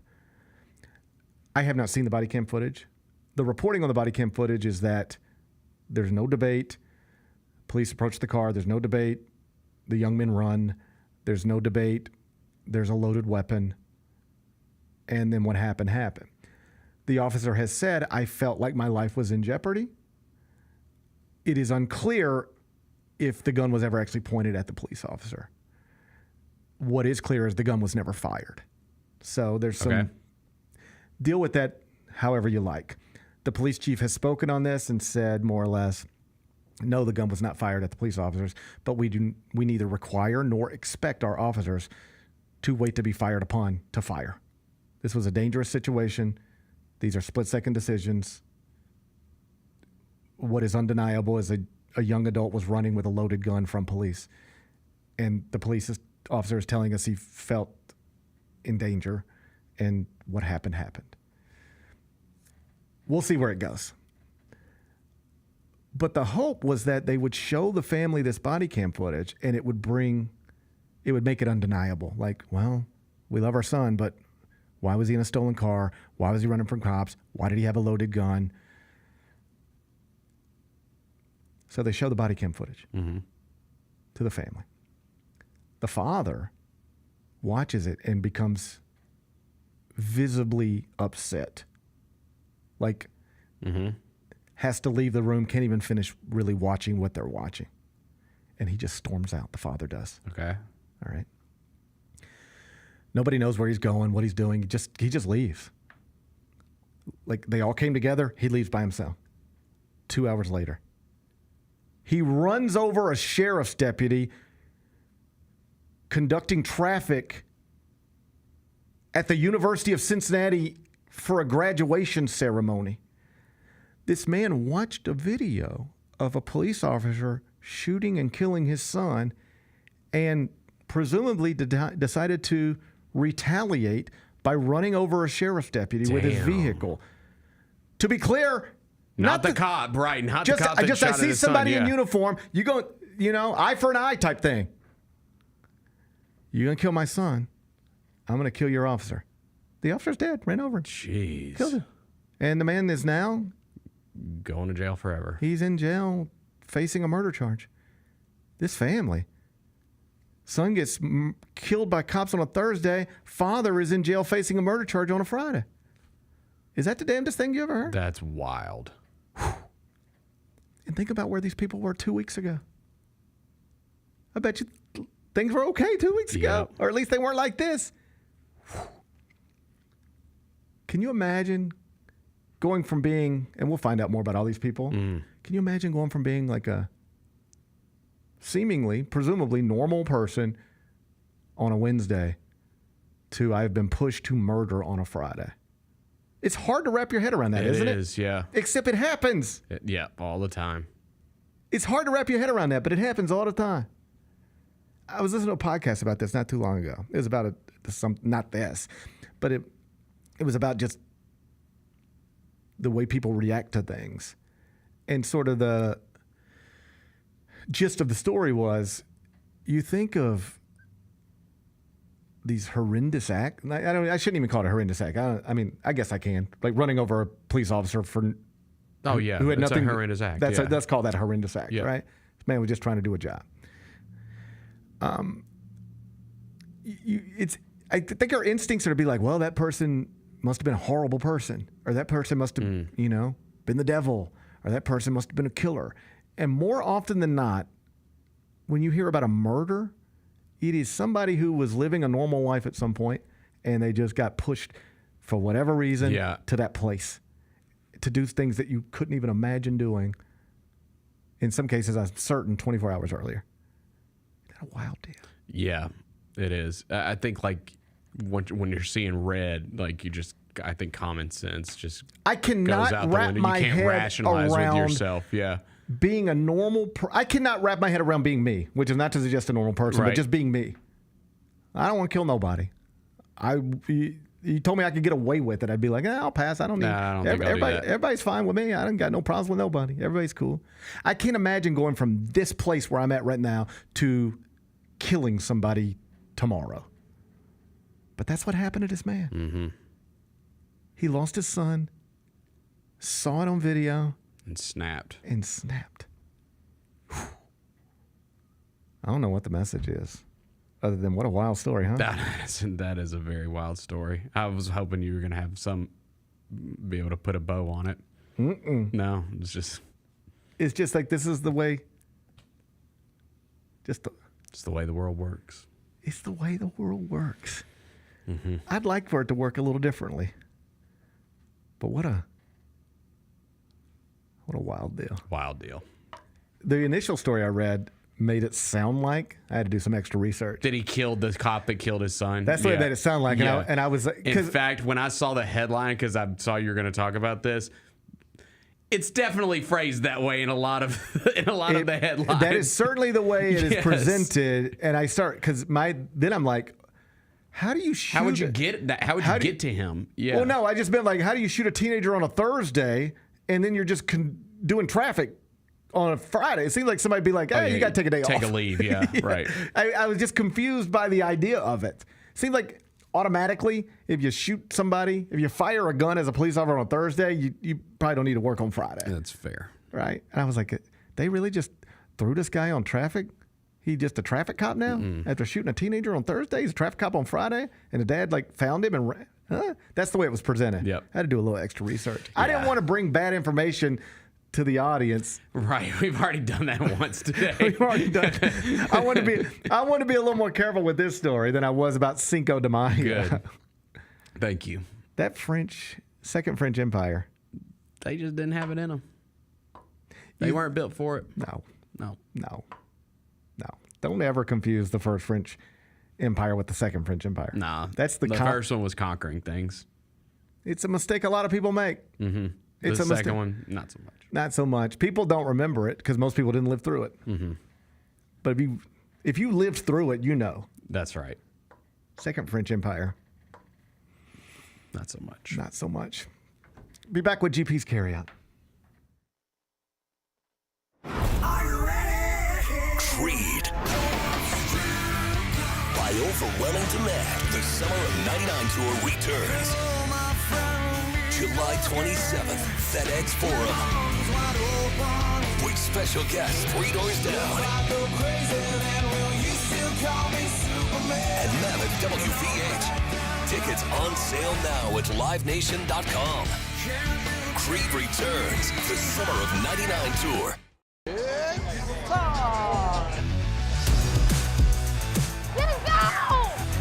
Bain drives. Oh yeah, oh yeah. Close. He hits and the Grizzlies have the lead. Yeah! Jared with a knockaway. Good defense. Durant attacking, spinning, hanging, and hitting. Let's go, show. Let's go.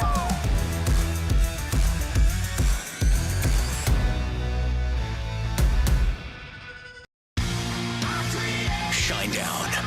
Dance Kid Dance Tour. Live in Memphis. FedEx Forum, Saturday, August 30th. With special guests, Bush and Morgan Wade. Get tickets now at livenation.com. Shinedown, live in concert. For more, visit shinedown.com. Double your chances to win all month long in March with 2 big promotions. On Fridays, embrace the madness and win a share of $150,000 in cash and free play. On Saturdays, starting March 8th, go for the gold and win your share of up to $10,000 in cash and free play in the 80K Fool's Gold giveaway. Enjoy live entertainment all month long and play for your chance to win big in March only at Southland Casino Hotel. Must be 21 or up. Play responsibly. For help quitting, call 800-522-4700. We talked a little bit about Jalen Wells. Jalen Wells, man, he finished 3rd in the balloting for NBA Rookie of the Year. He's going to be back. He's going to play in Summer League, and maybe he'll shoot some left-handed jumpers out there. Hey, Grizzlies fans, be sure to tune in to Grizbeat, where the panel and I break down all things Grizzlies and take a look at the rest of the NBA as well. The show is live every Wednesday, 2 p.m. on YouTube at Grind City Media and the official Grind City Media app. I got some Cam Ward news for you, by the way. Let me hear it. You talk about being able to sell some jerseys. 7 minutes ago at his introductory press conference in Nashville, Warren Moon walks in. I give you permission to wear number 1. young guy." Wow. He hands him the number 1 jersey. Oh, that's amazing. I'm going to give you permission to wear number 1. So he's going to have the number 1 Cam Ward jersey. That's amazing. We rocking the Cam Ward number 1 Titans jersey. That's amazing. The Chris Vernon Show, live on weekdays at noon on YouTube at Grind City Media and the official Grind City Media app. How about Mr. Irrelevant coming from the Memphis Tigers? Yeah, how about that? New England Patriots Second took time. Memphis defensive back Kobe Minor with the 257th overall pick. If you're the player getting drafted at that spot, it's almost better to go undrafted and pick a place as an undrafted free agent to sign Yes. with where you have a better chance But of you get a sticking. lot of stuff. You get a parade. I They think you do? go to Disneyland, I believe. Mr. Irrelevant goes to Disney? I think so. The Odds Couple, live at 2 p.m. on YouTube at Grind City Media and the official Grind City Media app. The other thing that came out this week that we were talking about innovation and Nike and all that, they dropped these $900 hyper boots that 900. I mean, they're a recovery shoe apparently that you wear after sports, whatever. Who's buying it? Because all the athletes that we see, they're going to get seated this. So who's going to actually pay $900 for this? The Sneak Fest Show, live Tuesdays at 2 p.m. on Grind City Media on X, YouTube, and the official Grind City Media mobile app. Let's face it, there's a lot of trash talk in basketball, but the great teams let their performance do the talking. Like Ford F-150 with Pro Power on board, a class-exclusive industry-first feature that turns your truck into a mobile generator and leaves the competition speechless. Ford F-150, official truck of the Grizzlies. Greatness starts here at your Mid-South Ford dealer. Class is full-size pickups under 8,500 pounds, GBWR.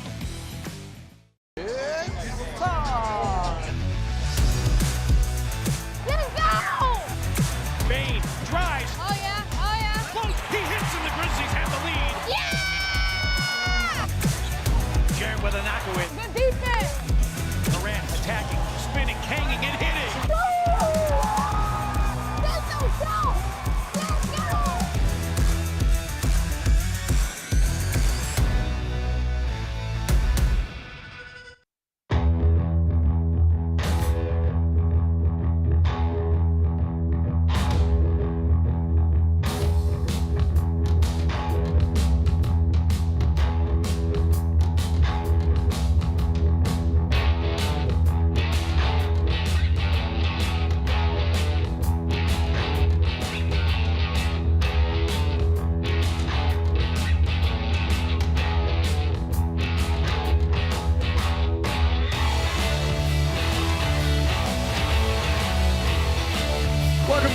Parrish Show presented by Ortho South. We're inside the Built Ford Tough studio. It looks like a nice day outside, doesn't it, Bennett? Yeah, it does. Looks like it's a nice day outside. It got a little chilly yesterday. Were you a little cold yesterday? It got a little chilly yesterday. Looks nice outside. A great weekend in the Mid-South. It was a nice weekend in the Mid-South. Hey, you know today's a big day in this country. Do you know why today's a big day in this country? Not only because it's Cinco de Mayo. It's a big day in this country. Revenge of the 5th. What? Yesterday was Star Wars Day, and May the 4th be with you. Right, And how did you celebrate Star Wars Day? I did. I mean, we watched Phantom Menace. You genuinely watched Phantom Menace yesterday? Yeah, I'm watching season 2 of Andor, the new On Purpose series. Yeah, of course. Season 1 was great. Okay. So yeah, I mean, I celebrate every year. Well, that's nice. It's good to have traditions. Do you think it's too much to have May the 4th followed by Cinco de Mayo? That's a lot. Yeah, that's asking a lot. That's asking a lot. Yeah, that's asking a lot of people. I think that they should maybe be like a week apart or something like that. I don't think you should put holidays on back-to-back days. I don't think you should either. We shouldn't have to celebrate Star Wars and the defeat of the Second French Empire on back-to-back days. That's a lot. I've been celebrating Star Wars way before Star Wars Day, though.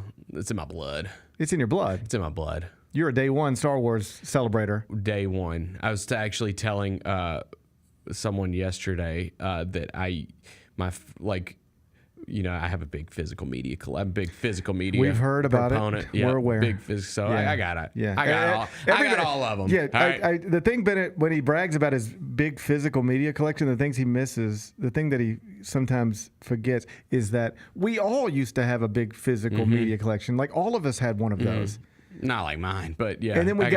got rid of them because they serve no purpose anymore. No, they do like, serve you know a what purpose. else we Yes, used to they do have? serve a Let me purpose. tell you what No, else they we do used to serve a have. purpose. I used to have CD case holders. I did too. You know why I had them? You needed them to hold your CDs. One of my worst days of my life, I had one that had like 500 CDs in it, and it got stolen out of my car. This is how much people used to value those. It got stolen out of my car in the Oak Court Mall parking lot. That'll happen. That'll happen. Rest in peace. Devastating day. Devastating day. That was a rough day. Yeah. That was a rough day. We all used to have big physical media collections, and then we realized we don't need them anymore, so we got rid of them. It'd be like you bragging about your VCR. Well, and now I'm gonna brag about a VCR because that's how I have all the Star Wars movies on Blu. I have a few VHS, Blu-rays, DVDs, all of them. So don't worry about me.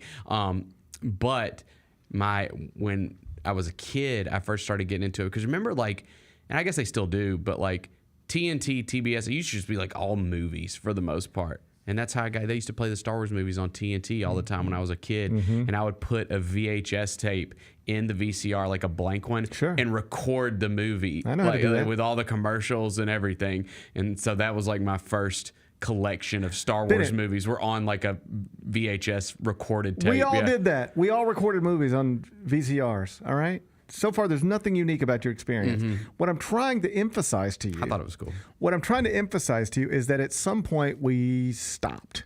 At some point we said we don't need to fill our house up with Blu-rays and DVDs anymore. A, because we're not 19 anymore. B, because I have an Apple TV app on my television, and I can just click that. Yeah. And then everything is just right there. And I can use this for now. For now. Bennett's worried that Apple TV is not going to exist someday. Your little digital library. Yeah. That ain't always going to be there. You don't think so? No. What do you think is going to ruin my digital library? One day someone's just going to erase it and you're going to be like, why? I am. Why? I wanted to watch Rocky 2 so bad and now I can't because it's gone. There's nowhere to watch it. I wonder if Bennett has it on Blu-ray. I do. I'll give it to you. I'll let you borrow it. I don't think any of that's ever going to happen. I don't think I'm going to lose Rocky 2 from my digital library. And if I do, I don't think I'm going to need to borrow your physical copy to watch. I wouldn't let you borrow it. I'll just find something else to watch. After this. I'll just find something else to watch. It's a big day in this country is what I'm trying to tell you. Okay. And why? not just because it's Cinco de Mayo. Right. And not just because yesterday was May the 4th be with you. What's today? Real ID deadline? That's this week. I've got a real ID already. I don't. I've had one for years. And buddy, I've seen the lines. I'm scared. I'm not scared of nothing. I ain't scared of nothing. All right? What's today? The Diddy trial starts.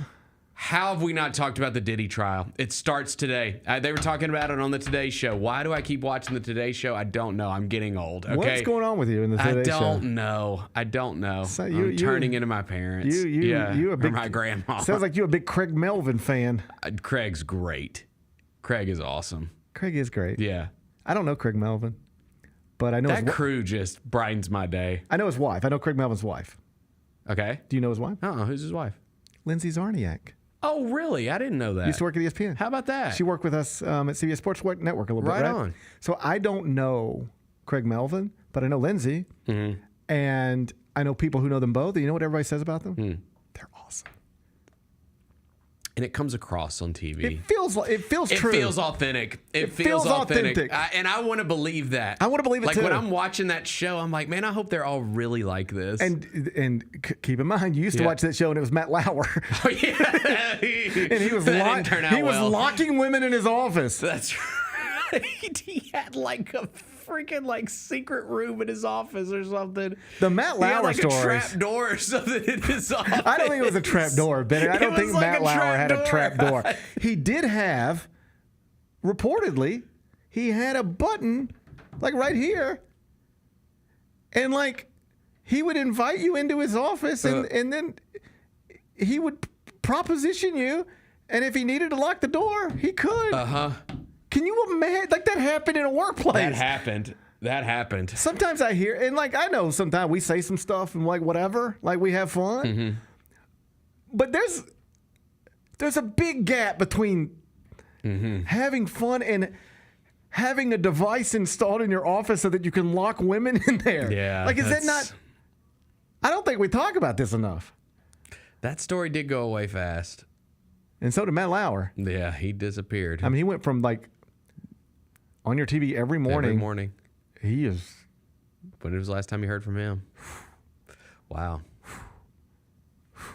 But that's just a wild thing to wrap your head around, that you can get to a place where you think it's appropriate to lock women in your office. I don't even understand. And I'm not perfect. I'm not even I'm not perfect either. I'm not even on like this side of good, probably, right? But I can't imagine locking women in my office. It just seems crazy. It seems a little crazy. I hope Craig Melvin's better than Matt Lauer. I think that's what you were trying to say. I know he is. And what I was trying to say is that I believe that he is. Yeah. All indications are that he is. Yeah. I like the Today Show too. Diddy trial starts today.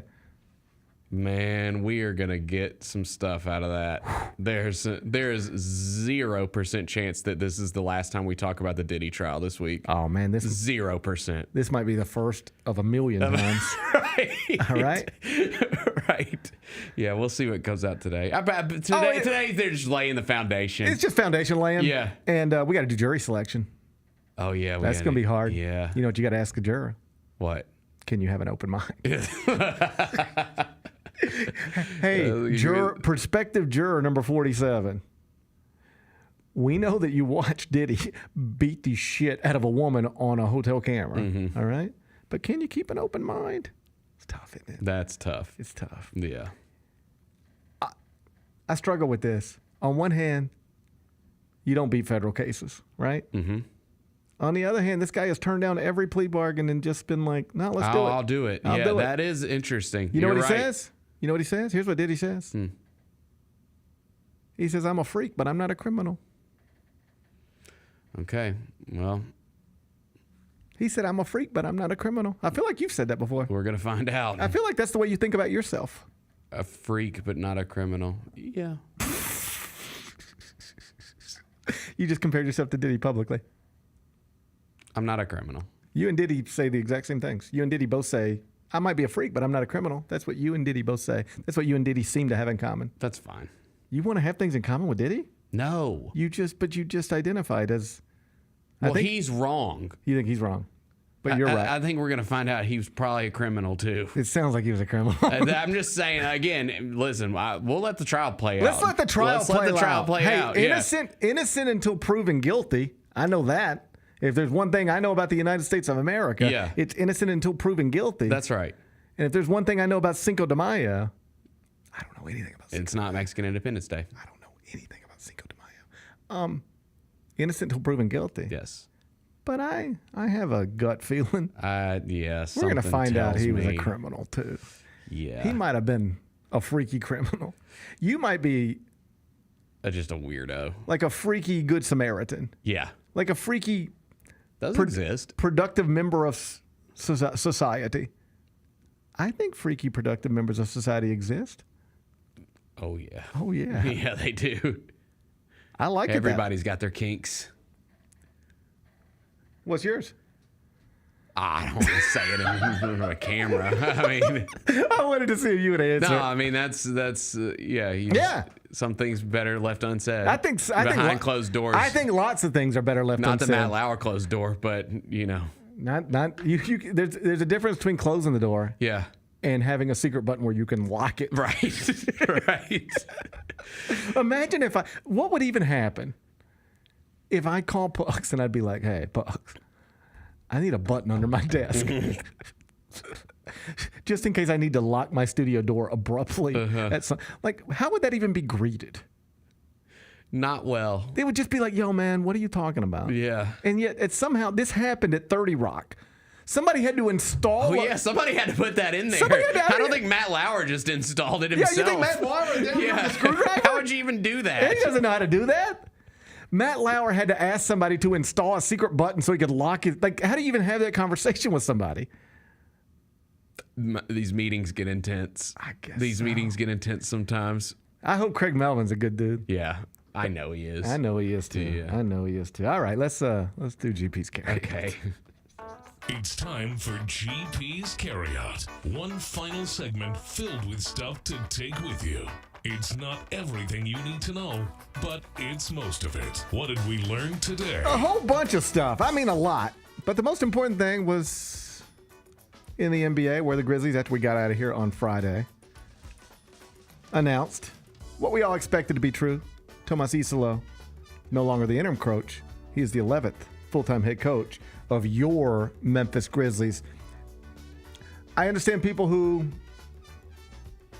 wanted a bigger search and interviews and all that. But they could have done that. The truth is, this is what they wanted to do. Mm-hmm. And this is what I always say about things like this. You can do whatever you want to do. But if you're the decision maker, you got to get these things right. Yes. You know, you can do whatever you want to do, but eventually people get judged on the results of the decisions that they make. Mm-hmm. And so this needs to work. Yeah. I respect the conviction. I do. I respect it and I understand it. Mm-hmm. Both things can be true. If you watch the way the season unfolded after the coaching change was made, there's not a lot of stuff you saw publicly that would make you go, okay, this is the answer. The team didn't really get better. It got different, but not really better. There were some moments that left something to be desired. Yeah. I get all that. But he is still respected as a great basketball mind, and he is still undeniably an accomplished professional basketball head coach. Mm-hmm. Not in the NBA, but he has accomplished things guiding a basketball team at the professional level. There are basketball people much more plugged in than I and smarter than I who believe in this guy. So were the early results that we could see publicly encouraging? Frankly, no. I don't even think they would try to tell you that. Yeah. What they would try to tell you is that they were probably never going to be encouraging. There was only so much he could do. I think he had 2 practices the whole time he was the interim coach. Yeah. About 7 or 8 times more games than practices. Yep. Lost 2 rotation players. And then in the first round of the playoffs, his star point guard, when you were up 29 points at one point in that game and on your way to making that series 2-1. I think what the front office would tell you is that it was always going to be what it was, particularly after everything that happened. And it's not indicative of who he is as a head coach. I'm fine with it. Understand it. Got to work. Yep. There won't be much of a grace period. They have got to get off to a good start next season, or else whatever little frustration you heard from the fan base on Friday afternoon, that'll get blown up pretty quickly. It's got to get off to a good start next season, and hopefully it does. What's today's biggest game? We're going to the NBA. Knicks and Celtics. It's game 1, Eastern Conference semifinals. 6 o'clock, TD Garden in Boston. Celtics are 8.5-point favorites. Total's 212.5. How you going to act? Man. I like the Knicks, man. I do. I know that they play like 6 guys and that's it, right? They play heavy minutes. Boston's obviously got the advantage in the depth. They're the reigning champs. But I don't know. I think this is going to be a really good series. You want to take points, I can tell. Yeah, I do. I think this is going to be a good series. Then it's predicting a good series. The Knicks go out and make that Karl Towns move. Like, they're in the second round. I mean, it's... Jalen Brunson's got to be healthy. That ankle's got to be good. I know what you want to do. Just do it. Yeah, give me the Knicks. Plus 8.5. Yeah. Bennett says take the Knicks inside TD Garden tonight. 6 o'clock tip. You can watch it on TNT. What are we watching on TV? Okay. Bennett, I don't want to brag. But I had a pretty productive television weekend. You did? Pretty productive. Okay. Let me tell you everything. What'd you knock out? Okay. First off, Righteous Gemstones. It's done. It's done. I gotta knock it out tonight. It's good. I missed it last it's good. night. Yeah. It's just fun. It's just good. It's a good finale. Yes. Good. Yes. I'm not going to ruin it for you or even tell you anything other than I think when people laugh about this show and Baby Billy and Judy and all that, it's just like it is so the characters are so outrageous that it's just like that's when you talk about Righteous Gemstones, you're like, it is outrageous. All right. There's also like a heart to it. Oh yeah. You know, there's a soul to the show. Yes. And I think it was evident in the season finale in season 1. And you circle back to that. And like you get, it's not just it is outrageous. Yes. But there's a heart to it too. You'll know what I mean when you watch it. Okay. It just All right. there's a bigger message there than just let's see how outrageous Uncle Baby Billy can be. There's like real messages in there and stuff like that. And I thought all that. So I done with Righteous Gemstones. And for people, we got some friends who just started watching it. They just, because this season's gotten some attention. Mm-hmm. So they were like, we'll start season 1. And they just like, the series wrapped last night. They're still on season 1. Mm-hmm. And they're loving it. And it is a show that for 4 seasons, I never remember going, this is not funny anymore. Right. Every episode is hilarious. It's just hilarious. Yeah. It's just the characters are hilarious. The actors playing the characters are hilarious. It's well written, well acted. The plot sometimes ridiculous and goofy and like, why do I care? Like, but if you just want to watch television and laugh, that's about as good as you can do over the past. I think it's been on 6 years. Mm-hmm. From the episode 1 to final episode, 6 year span. And I don't ever remember going, this ain't funny anymore. Right. It was funny, LOL, laugh out loud up until the final episode. So caught up on Righteous Gemstones. Hacks season 4, caught up completely on that. I'm gonna have to get on that show. It's great. Season 4 off to a great start. And I have embarked to get caught up on The Last of Us. Oh, good. I have started it. I did enough. You don't have that far to go. You got 1 season and a couple episodes. No, I already did the whole first season. Oh, you're on the new season. Yeah, Okay. I was hesitant to start season 2 because I didn't remember anything about season 1. Okay. But I found some nice YouTube videos that caught me up and reminded me what I watched in season 1. Yeah, okay. And then I stared episode 1, season 2 last night. And I'm on my way. Oh, okay. I'm on my way. Are you going to get caught up tonight? I'm going to get caught up by when you watch next Sunday's Last of Us episode. I will be watching that live with you. Oh, man. I'm going to be caught up by Sunday. I can't wait to hear what you think. I can't wait to hear what you think. I don't mean to brag, but I had a pretty productive television weekend.